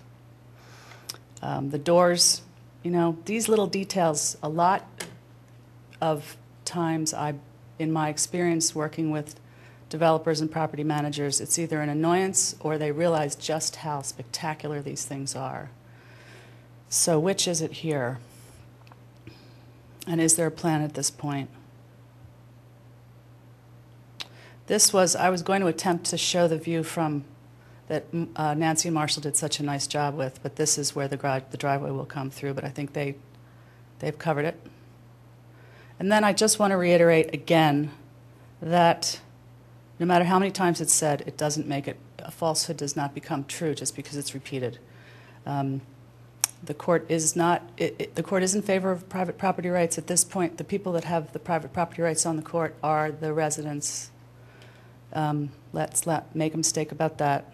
We have nothing against thoughtful, sensitive development. if I can ask the people in the room who have been approached to discuss the plans by Cass or one of his representatives. Okay. Who have not? Okay. I have not. Actually, you hit me right before we were selling my mother's beach house and going away for the weekend. And that's when I asked you for plans. That oddly enough, when Alex Wolfington built the Bank of America building, I have this many plans that he just gave to me gratis. I asked for plans from Cass because they're $20 or $25 a pop. I have no interest in spending money on something like this. I have other things to do, and I was turned down. And that's the only communique there really has been. Is there a plan for the building itself? And just a restatement of the fact that this is not a by right plan. It has issues. We know it has issues. I wish we'd stop tap dancing around them and get to the heart of the matter so we can all move on one way or the other. We discussed at a commissioners meeting a little while ago that you can take a straight shot through the boards or you can go all over the place. I see benefits and costs to both. I find it particularly annoying because this is not my job. This is their job. So it's taking away from what I need to do. So thank you. You want me to stay here while you answer my questions, or shall I? Okay. So I think that was helpful. I think I'm glad that we heard that. With respect to this application, we are here for the garage, but I think it would be foolish to suggest that there aren't other things going on here. So to that end, I think information that we have is important. I think it is disingenuous to suggest that Kaz has not made efforts to speak with these neighbors. The fact that one neighbor raised his hand that Kaz has made an effort to speak with, I know to be factually untrue. I've seen emails where Kaz has offered to meet with these folks. They have said no. Kaz is transparent. He's trying to do the right thing here. I think listening to that last presentation would suggest otherwise, and I think that's unfair to Kaz, who has clearly gone out of his way to meet the requests of these neighbors and to do what he thinks is best for this area. To suggest that he does not care about this area, I think is a pure fabrication and is not fair to a man who clearly cares about what's going on here. This is not cheap. Kaz has an interest in this property that is financial, absolutely. But he is a resident of this township. He has built other projects in this township. And I think at some point, this needs to be called to task. We are here for an application on a garage. Kaz has proposed an underground garage. We've sat through multiple hearings and meetings about people complaining about open space and view shed. It's completely mitigated. It's an open area now. Now that we've met that requirement by these neighbors, they're going to come with more and more. At some point, this township and this board needs to address the issue before it. That is an underground garage. To the extent Kaz wants to address anything beyond that, that is on him. From a purely legal standpoint, Kaz is doing what he needs to do and going above and beyond that to satisfy the requirements of this township and this ordinance. I think we should focus on that. That list up there about land development and zoning and the process by which Kaz needs to pursue this application, that is controlled by this township and the ordinances that it has enacted. We will follow those ordinances. If we get pointed in a direction by your township management or your solicitor, we will comply. We have done nothing but attempt to comply with the regulations of this township. I would ask that the board please focus on that. We are here to listen, but we are also here on behalf of a project. And at some point, that project needs to move forward or stop. And stopping because people don't want it and stopping because it does not meet the requirements of the ordinance are two really different things.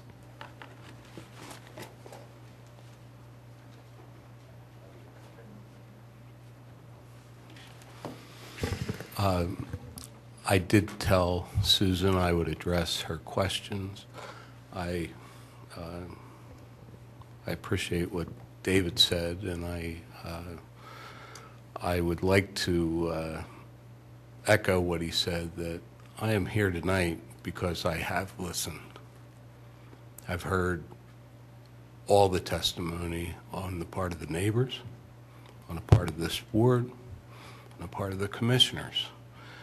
And for Susan to suggest that we did not talk about the mansion in earnest, I brought samples to this board of the windows, of the roofing materials, albeit the garage doors and everything. You can go back and watch the tapes. I was very clear on what our intention was with the mansion, okay, and to preserve the integrity of the building and to bring it into the next 100 years, to make it sustainable. So for her to say otherwise is untrue. Let me just address a couple points. She said that we should have to go through land development first before we come to this board. That was not my understanding. I was told from the outset, when I put the property under agreement, that we had to go to Harb and have your blessing for any structure that was either accessory, that either was attached or unattached, okay? And I was told only to apply for the above-ground garages. And in the abundance of caution, I put also the renovation of the house. And we provided myriad of plans and samples, and you can go back, and everybody in this room can go back and watch the tapes. And I was very clear on my intention with the building. I addressed your question, Ms. Piling, tonight about the entrances, because you asked the question. I was clear about those steps. It was on all the other plans that they were to be removed. I gave you the explanation tonight of why they were being removed.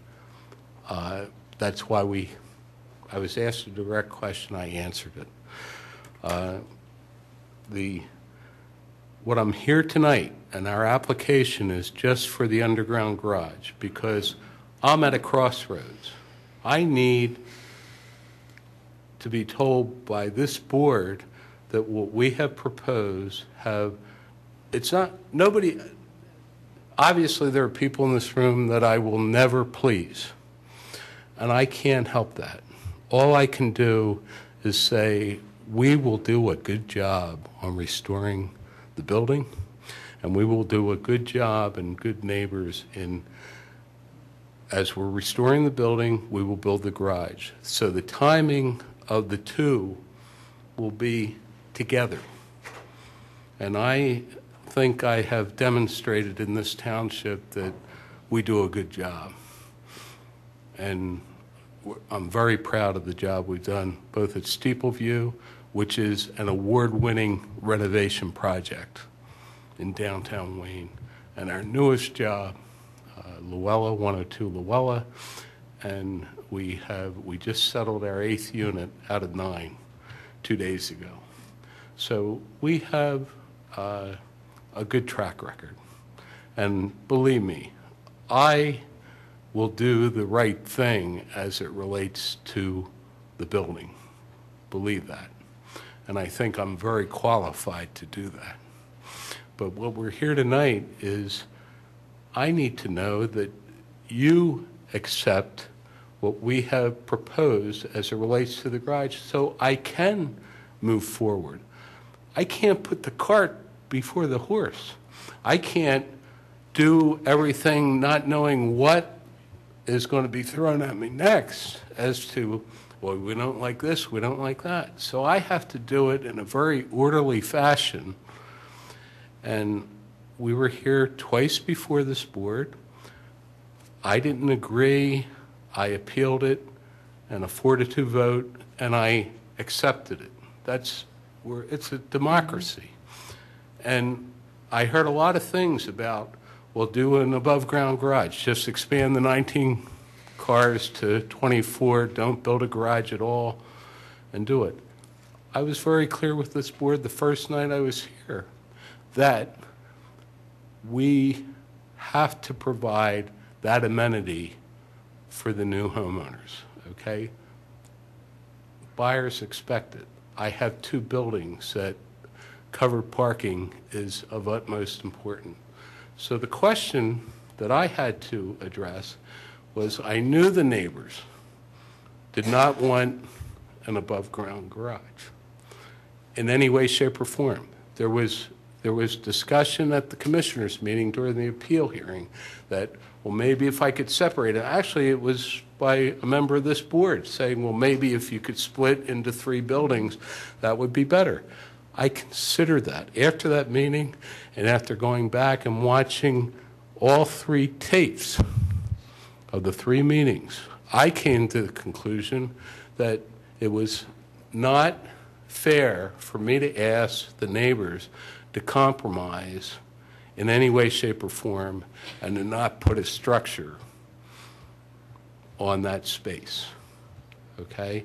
And to remove the trash cans and the existing parking lot and to get all the cars underground. I felt that was the responsible thing to do in light of all the testimony. And for Susan, and I'll use her name because I think something has to be said. I met with her twice, and I offered to meet with every neighbor in this room twice.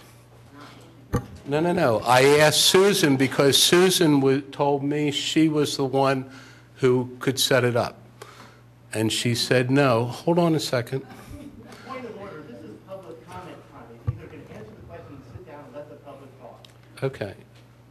I have the right to be here. No, this is public comment part participation. I am the public also. I have the right to be here. But I offered to meet with Susan 6 separate times. And when I was told that the neighborhood did not want to meet with me, I went out and met with people in the neighborhood personally and offered to meet with them. I have met a number of people in this room. Not everybody. I have met a number of people in this room and have offered to meet with all the neighbors. And that's all I will say on that. I'm here. We have presented our plans every night. I was never asked by Susan for plans. I was asked by the township for plans, and I said, I don't want to give a set of plans out. I would like to be able to sit down and explain my plan, not just hand them to somebody. I didn't know who was requesting it, and it didn't come back till I was sent the email after I said, no, I will meet with all the neighbors and review our plans, and I was told they did not want to meet. So I can only, and that was by email. So to suggest that I haven't been willing to meet is not true, and I just want everybody to know that. I received a call from a lady that got up tonight that morning, and I said, I will meet with you today, and we met. I called Mr. Fleming, and I met with him that day. And I called him because he was impacted by our plan. So I just would like to be on the record that what was said tonight by Susan is not true, okay? As far as my willingness to meet with her and the neighbors, that's all. Bill, I have not met you, sir. I have not met you. I have received an email. I have received a phone call. You're welcome to do so, but I think your information is incorrect. Sir, you can have time to talk up at the podium. Please, I'm going to speak next, so I'm just waiting for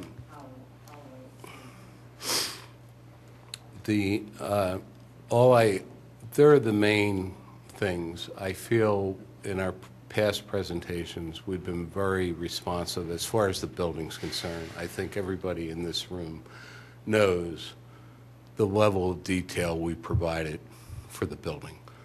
We submitted the garage plan only because we felt that we didn't have to revisit everything else that we've done. We need to know if this is a viable, acceptable alternative for us to move forward with the project.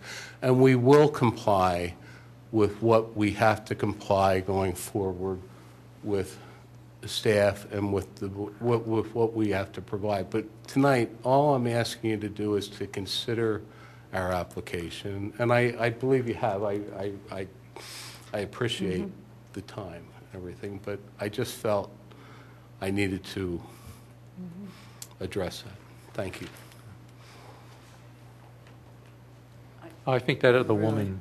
No, she gave me the ability to go first. You know, I don't know what to say because I spoke with Cass before this twice. Once at an accidental meeting at the Township building when we were picking up the first set of plans, and once about 2 hours later when he came to speak to me because he thought he had gotten a little tense. That's it. No phone calls, one email. You know, there is another Susan Byrne in town. She was born and raised here. I was not, and sometimes I pick up her dry cleaning. Maybe you've been talking with her, but it hasn't been me, and the correspondence has not been to me. So I just want to set that record straight, and I'd like to drop that at that point. But, you know, you were comfortable enough to come by and knock on my front door one day, and that was months ago. I did ask about a project plan, and I asked if this is going to be reappearing in front of the Harb. I don't have answers to those two questions, and I also want to know whether we will get answers to the final solutions for the doors and the stairs and the anomalies in the window shapes and things like that. So those are three questions that I don't feel that I had answered tonight. I'll keep them on my list. Maybe I'll get them, or maybe Susan Byrne, the other one, will. I don't know. Thank you. Hi. My name is Donna McClymont. I'm a resident of Radnor Township for 31 years. I haven't been involved in anything that has been happening here. I'm familiar with Mr. Holloway's construction. I've looked at 3 projects he's done. I know he's won numerous awards for smart development and all kinds of things showing sensitivity to community. And I'm really confused because he seems to endorse what new urbanists endorse, and Wayne is considered a model of that.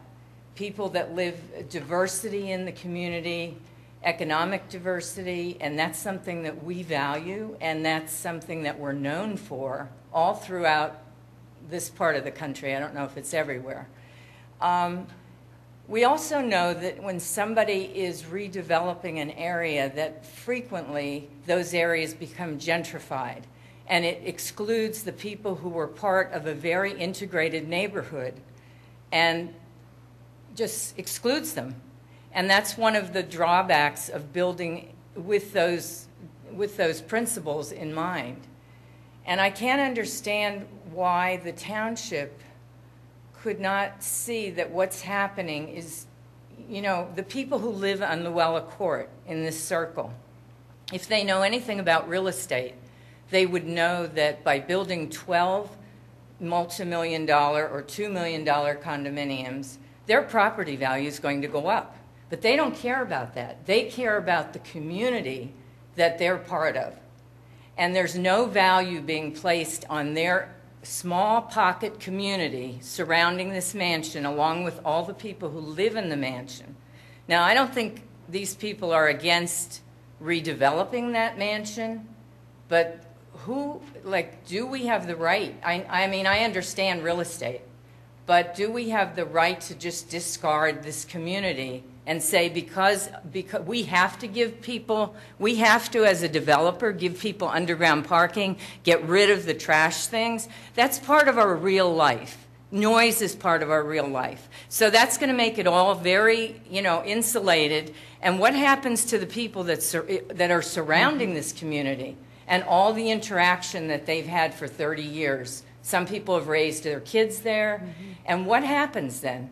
So none of this is being addressed. I mean, the parking is very important. I think all the issues that you've discussed tonight are very, very important. But Premier is the community and the people, and these are the values that Wayne endorses.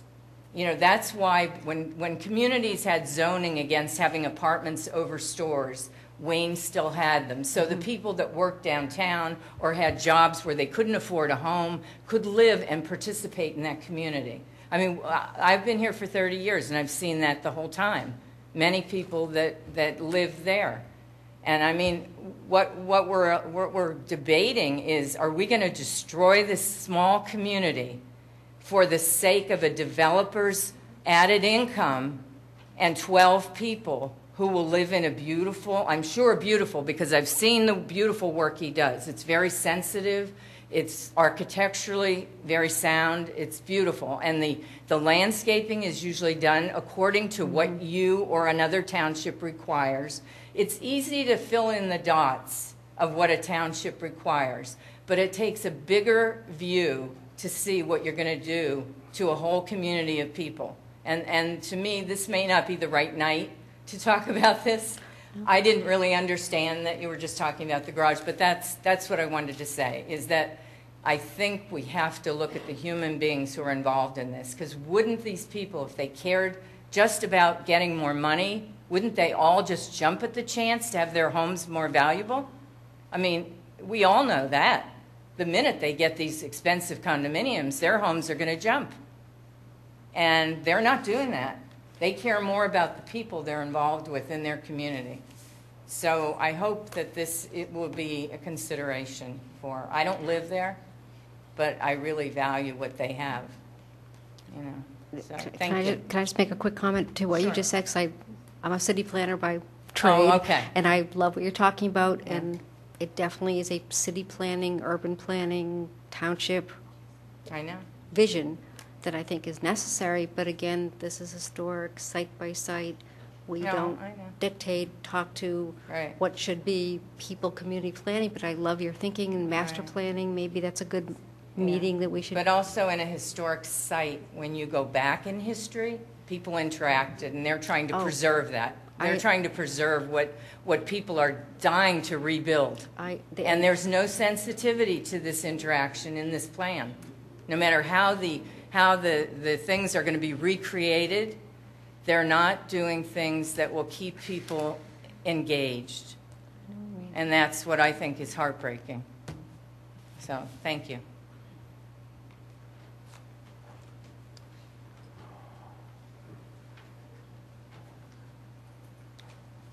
Good evening. I think we've done this before. I'm George Strimmel. I live at 47 Luella Court, just opposite the beautiful Copper Beach. And that is a very special part of it. One of the things that you talked about was that we are focusing tonight on the garage.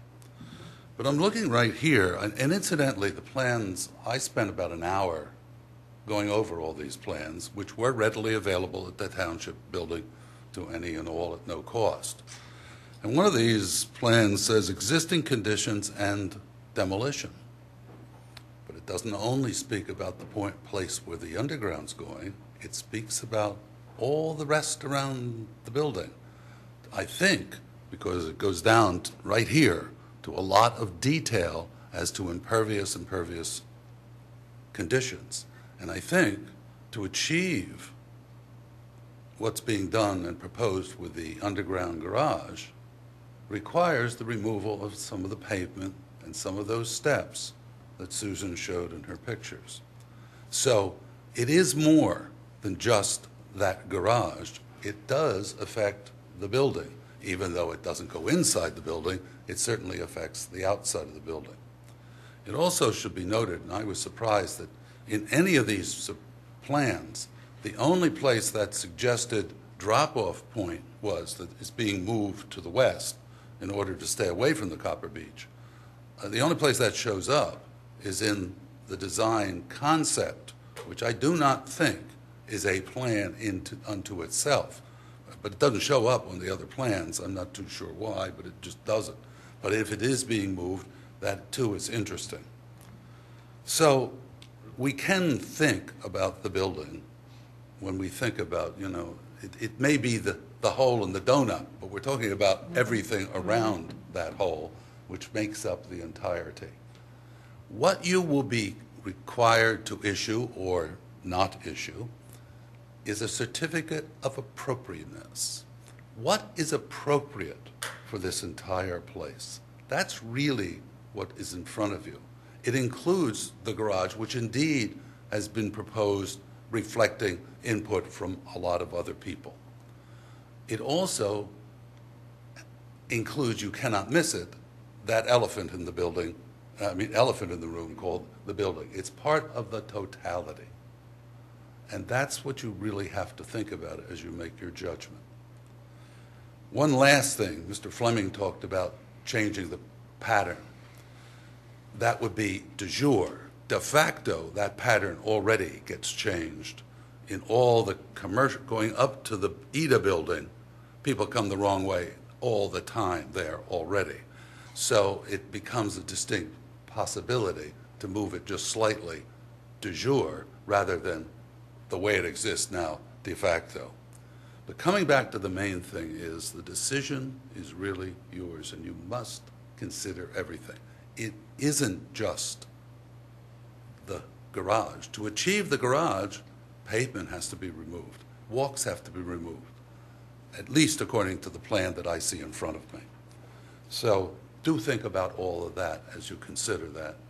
I know it's not easy, but it is, as the lady just said, very, very important. This is a special place. We do care about it passionately, and we also matter, all of us. We too are citizens, and that matters. We care about Luella Court, and we don't want to lose it at all. Thank you.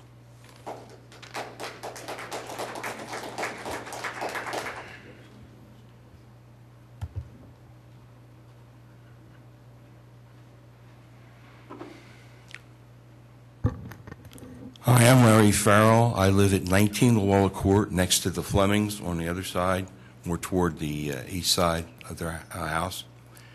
There's things that I'm concerned about. Number one was we had another speaker or person over here that talked about property values and community and so forth.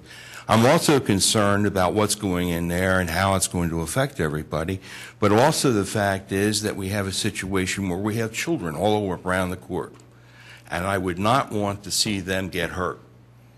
I mean, this was talked before, you know, when there was the above ground type of situation that was being looked at, but I think that unless proper care is taken in this whole process, I want to make sure that not just our kids in the community, but also any kids that might be in the condos would be safe. And it bothers me because the fact that this construction is going to go in there, and will our children be safe during that construction? The second thing is, listening to some of the dialogue here from the developer, is the fact that this reminds me very much of a magic act, that somebody reveals only what they want you to see. And that, to me, is not playing fair. I think if the developer is going to propose or suggest or make an appeal, something along the line, we should see the big picture. I was in software development for 30 years. And one of the things we were looking for is the big picture, so everything would fit together. And, you know, if we developed in this fashion, just doing one portion or another portion, we don't know if all the parts are going to fit. We don't know the problems that are going to occur. And some of these, especially with the diminution of things, we might lose something while it's still being discussed on other points. And by the time, you know, this garage is settled, the problem is that, the garage is settled, but now the house has to be done, and guess what? It doesn't work the way it's supposed to. It doesn't work that way. So that's something to consider. And you have to consider also the fact, this is one developer over here. The people living in those condos are all hypothetical. They don't exist right now. We have people who are living there now in their community, in their houses around the court. And I can understand why they're upset, because they're changing the court. They would like to move ahead. It's not saying we're not going to move ahead. We won't make development or something along the lines. We want something that works for Wayne. With Wayne, you have a historical building, a historical site that is very center to the whole founding of our community. And to lose that would be really a shame. It would be really a shame. So those are the points I want to make. I thank you very much for listening.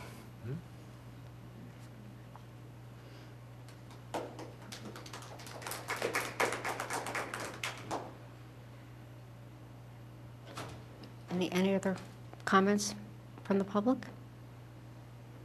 I guess, can I mention one thing just to clarify, because I know we've gone back and forth. The sheet that we the Harb people get, that's kind of the cover sheet to the plans, to my mind specifies the scope of work that we're to review.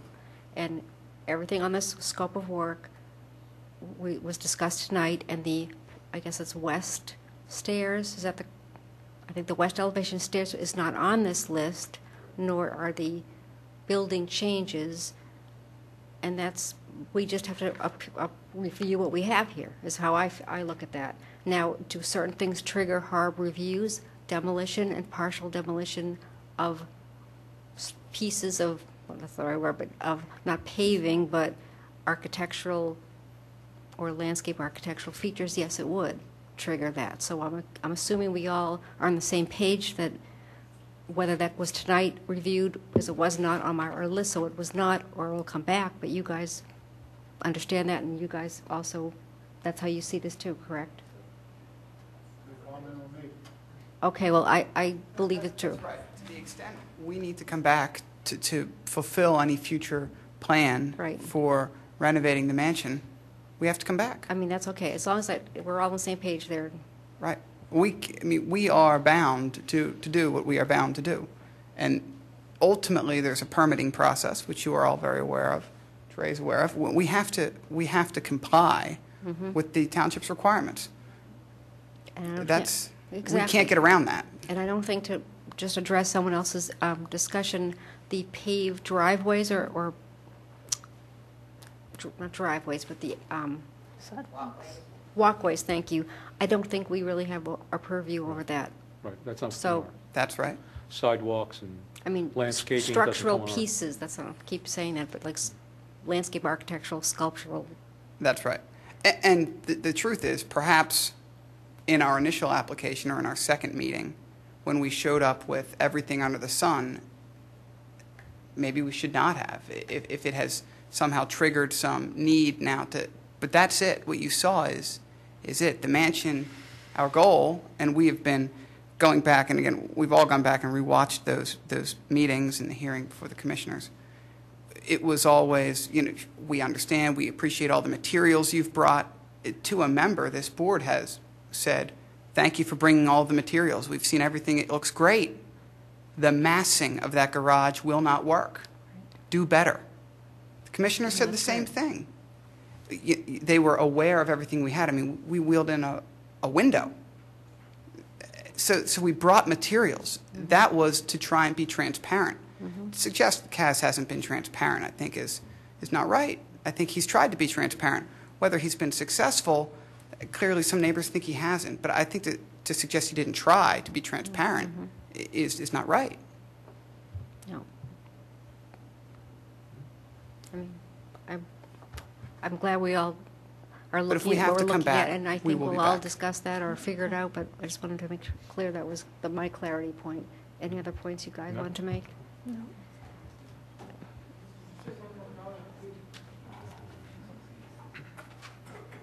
I'm Jim Schneller. I am not a nearby resident, but a concerned citizen and a big fan of historical architecture in this township. I'm just hearing ifs, and I'm hearing footprints, and I'm sorry if I'm the 10th person to ask, but if for instance, the landowner came in and talked about removing 2 stairways does that, in your opinion, trigger a review of the architecture as concerns things like the original shutters and authenticity?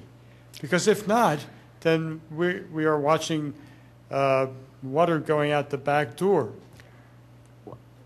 If I'm answering this correctly, I think shutters is a different trigger than partial or full demolition of architectural pieces. Do you know what I'm saying? So the Yes. stairway or the little sides of the stairway would, in my mind, trigger the phrase partial demolition. But I think the issue that we all have to somehow contend with is changing windows may or may not be a consideration of partial demolition. So I don't Well, think... it's all exterior, for instance. It's all exterior, but I don't think this is the time and place to go through all this, but the definitions that this particular Harb ordinance, every Harb ordinance is different. This particular one does not overly go into alterations. The intent when the commissioners wrote up the original ordinance was to exclude normal repairs. I will say the ordinance as it's read today makes it a little murky. That's why I agree. when Beverly is talking about demolition, does a demolition of a window trigger a Harb review, or is it simply a repair? That's one of the issues that we've been tackling with that has to be addressed in the ordinance. So the issues you bring up are valid, and I can't give you an answer, and neither can anyone else. Well, because it isn't a very airtight ordinance. That's right. Right. So, That's but right. since that gives you more leeway to interpret, I wish you would, this Well, evening, the problem. any way possible, Yeah. No, I use hear your you. discretion and I add hear a you. condition. Well, there's the I problem hear that you. comes in. You got to remember you have citizens who are coming up to this board. And broad interpretation rests on whoever is on this board. And what you want is consistency. And that's where the problems come in. You really have to have something that is easily interpreted by anyone on this board or our successors. And what has happened that I've seen in other districts where you get succeeding board members who start really taking a broad interpretation of some of the ordinances, and it really gets out of hand. And I could give you right now a 50-page ordinance from Milford, Pennsylvania, which is probably one of the best ordinances you're going to see. I'd like to see that. And what has happened there is a pretty good example where there's a series of small two-story cottages, makes up a lot of the township, built in the late 1800s. A guy wanted to put a storm door on his front door because those places are really leaky. There's a 3-year battle in court to do this with that Harb. So now you understand what I'm saying about being Oh, yes. strict But guidelines. part of what I say is, by the way, I've not frequently enough watched you make your decisions. And obviously, you're a common sense board. And I think this is common sense as far as, not requiring him to shine the brass knobs on the shutters every 2 months, but to have authenticity in such a prominent, Sure. I prominent agree. location. I agree. Sure. Well, thank you. Sure. Thank you very much. To me, when I read this ordinance, 178.3 of the intent of this board, somehow there should be a meeting that should be what is discussed. Because that is the main, as I see it. There was a meeting about 2 weeks ago where a lot of people in your court, right, none of the board members, Well, I was God, there. why, Beverly was there, but none of the board members other than Beverly was notified that this meeting was even being taken. Now, I don't know why we should be there. We're only on this board. I don't know what And we've the- only discussed that very thing that you guys discussed about 2 years ago. But it seems to But me, that's- if you're going to have a HARP board, and this is, as I read it, the main reason why you have a HARP board, these things that are discussed here are pretty clear. You are going to protect this district for educational, cultural economic, and the general welfare of the public, not 12 individuals. and through preservation, not what is going to happen to this building. It seems clear to me what is proposed, most of the historical architecture will be replaced or demolished, not preserved or protected, as would the grounds of the building. So I think it would be appropriate to have a meeting here with Harb before you make this decision on the what I consider a side issue, which is a parking garage, what is going to actually happen to this building and what it'll mean to Wayne. That should be the central issue of what you decide here, not a parking lot. And I just hope that you would see it that way, because it seems perfectly clear to me that that is the important issue that should be cited first. Thank you. Okay. Anything else? No. Should we? I think we should. Yeah. I think that we should make a recommendation about the parking lot. I hear what you're saying, and I hear what everyone has been saying, but as we've repeated before, we're here tonight to make a decision or a recommendation to the commissioners about the parking garage. And the other issues that come up on the house, which I think are very important, we will have to listen to at another time when they have more detailed plans. That's my feeling. You know, I'm sorry that it's going in a piecemeal manner, as some people think, but this is what's presented to us. And we need to discuss and come up with a recommendation based on what's presented to us. So that's my feeling. Yeah, my interpretation is, in order to fix up that building, which is extremely expensive, you probably have to put in, I guess 12 is the magic number, you have to put in a certain amount of condos that sell at a high price to make it worthwhile to fix that building. But if you're going to bring people into those condos at a very high price, then they're going to want parking garage, covered parking. So what I think they're doing, so what the real key to this whole project is, if you don't put the garage in, you're not going to have the people to buy the expensive condos, and we're not going to have the money to fix the building. So if we can get that garage passed first, then we can proceed with the rest of the project. May I just say that the garage piece, which is the piece given to us, and it's historically, could have a huge impact either way, and I feel that's crucially important. If I had to pick one scope of work of all the other things happening, that would make or break the overall character of the whole district. That's what we're doing here. It has nothing to do with finances, who wants to use it for high-end condos versus not. That's not our purview. We have our opinion should not count up for that. They decide what their financial profit margin is, and that's nothing to do with us, as far as I just want to make it clear. So we're reviewing this garage project because it's the scope of work that was given to us, and it was worked over very nicely, I think, to go back and forth and say, let's think about the view sheds of the entire district. Let's think of the character of the entire district. And could we have looked at a plan with detailed little things and the big thing? Sure, but that wasn't what was given to us, and that's not what we're deciding on. So I just want to keep the financial, what you see as the necessity, but that's not our purview. That's not the thing we're talking about tonight. But we were actually in sync.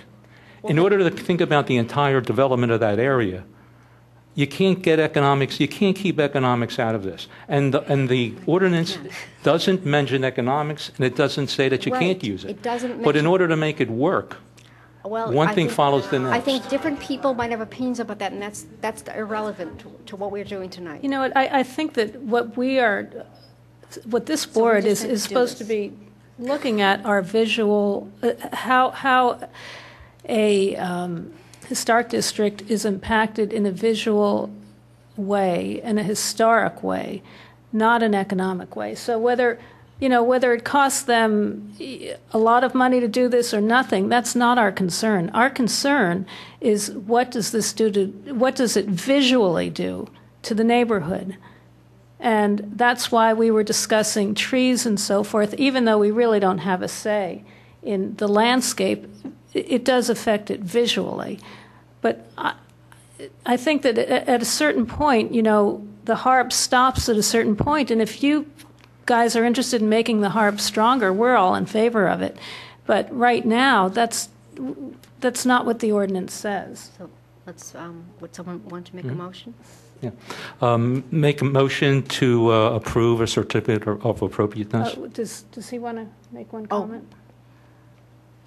Thank you for the time. In the event that this vote is a positive vote for the development, and should the commissioners shoot down action on the building, the Luella House Apartments, if that is shot down and the developer, Mr. Cass Holloway, decides to go elsewhere, and you have already approved the garage, does the approval of the garage that you may or may not pass tonight, let's assume you pass it tonight, does that approval hold if another developer wants to come in? No. As far as I So know, it's for I this don't believe developer so. only? I believe the new Okay. plan comes, Yeah. whether it's the same scope of work or not, it's a new plan with a Okay. new, that's my Right. assumption. Now, the other comment is, should this be shot down by the commissioners ultimately, how bad would the people on the court feel and the rest of the township feel if this building goes up in flames? It is old. It's an old building. Anything that Mr. Holloway does to this building is going to be an improvement for preservation purposes only on the inside. Outside, he's going to probably keep it exactly the way it is, same colors, same paints, everything. But the inside is where the fire would start or any other disaster. So this is something to think about. And this developer needs to know which direction to go. Right? And to preserve the building, having him develop it better and make it better is one way to preserve it. I'm sure that there's going to be some sprinklers involved. And if not, maybe they should be. So just to preserve a building that we all love, let's think about how to preserve it. Well, I think that's a code issue. Well, it's a code issue, but it's a reality issue also. Yeah, it is. Okay? That's all I'm thinking about. No more public? So should we? This is a small point. I know this is a small point. Again, I'm George. Make it quick, George. 47. TikTok. 9:45 already. Well, remember, I live on time. Under any circumstances, if I was wrong about the removal of impervious, to create more impervious material, and removing pervious material, it included the removal of steps going into the house, and that becomes a change to the house. So that's something. We've noted that already. We agree. Okay, We but you said we're not talking about the house. Not Well, tonight. we're not talking about Not it tonight. tonight. Not tonight. It's a small think point, we're all but you talking know, about the house, but- as was noted, Right, God is in the details, and so is the devil. Again, the scope of work that's on the application. That's But what I we're don't know talking if- about. I don't know what that, I've Well, not seen that. That We've is read it not twice published. already. I did and Beverly did. That's a good Just a point. Good point. clarification, just to know that there's a lot more to do, and I don't envy you your task. Okay. I just want to ask one question, please. Will it be required, if Mr. Holloway does execute what he's planning to do, that he have a historic preservationist who will be supervising all of this, an architect who is trained and schooled in historic preservation for such an important building? I don't believe that's at all our, No, not that it Job. would be your jurisdiction, but would that be required from the from the township? township. Not Dealing that- No. with a No. historic building of such importance?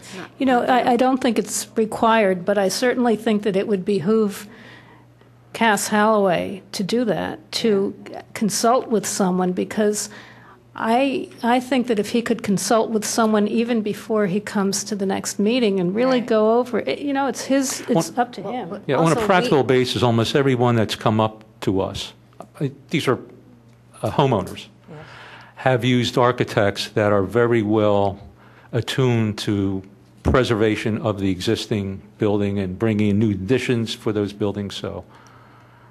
But I mean, when you talked about windows and, oh, well, that might be a repair, when you preserve a building that's historic, you are, if you have those windows rebuilt, they're built to the T, the way they were, you know, whatever way that is, with ropes, whatever.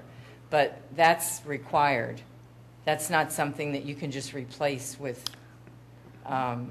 Required- if you have it historically accurate historic preservation. Correct, but the windows are major. Correct. Oh, I Yeah, totally agree I'm with you. sure you know. Totally agree with you. I'm not Yeah, preaching. yeah. I'm just No, I saying. agree. That's all I was trying to find out. No, I agree. Because somebody made a comment about windows. Oh, well, that's just renovation, but it isn't. It's preserving. Yeah. So, okay. Well, I think the question was, under the ordinance, do we have jurisdiction over the windows? Yeah, I which is a little bit different. But I think it would be really wonderful if Mr. Holloway could work with either a preservation person or a real preservation architect. I mean, to really go through the building and say, okay, this is important, this is less important, make a list of what, prioritize what's important. Exactly. We have a motion on Can I the make table. one quick mention? Just I'll be Okay, real thank fast. you. If you guys are interested, certainly ask us, but you could be possibly taking big advantage of historic tax credits big time in this large-scale project, which you, at least if you don't know a lot about, I'm happy to tell you more about because it's a huge savings. Well, it's not only to the developer, but, eventually, it's also Yeah, to the come on. people who buy it. Can we buy move the pass motion? through, but yeah. So we just Okay. halfway got through, you made the motion, or you made the I motion? made the motion. You seconded it? Yeah. All in favor of? Wait, can you repeat the motion again? Just so Motion that- to approve a certificate of appropriateness. For the garage. Recommend approval. What? Recommend approval. Oh, recommend approval, yes. I second it. All in favor? Aye. Aye. Any not accepted? Okay, Okay. so moved. So I guess we have any new business to discuss? We will adjourn the meeting.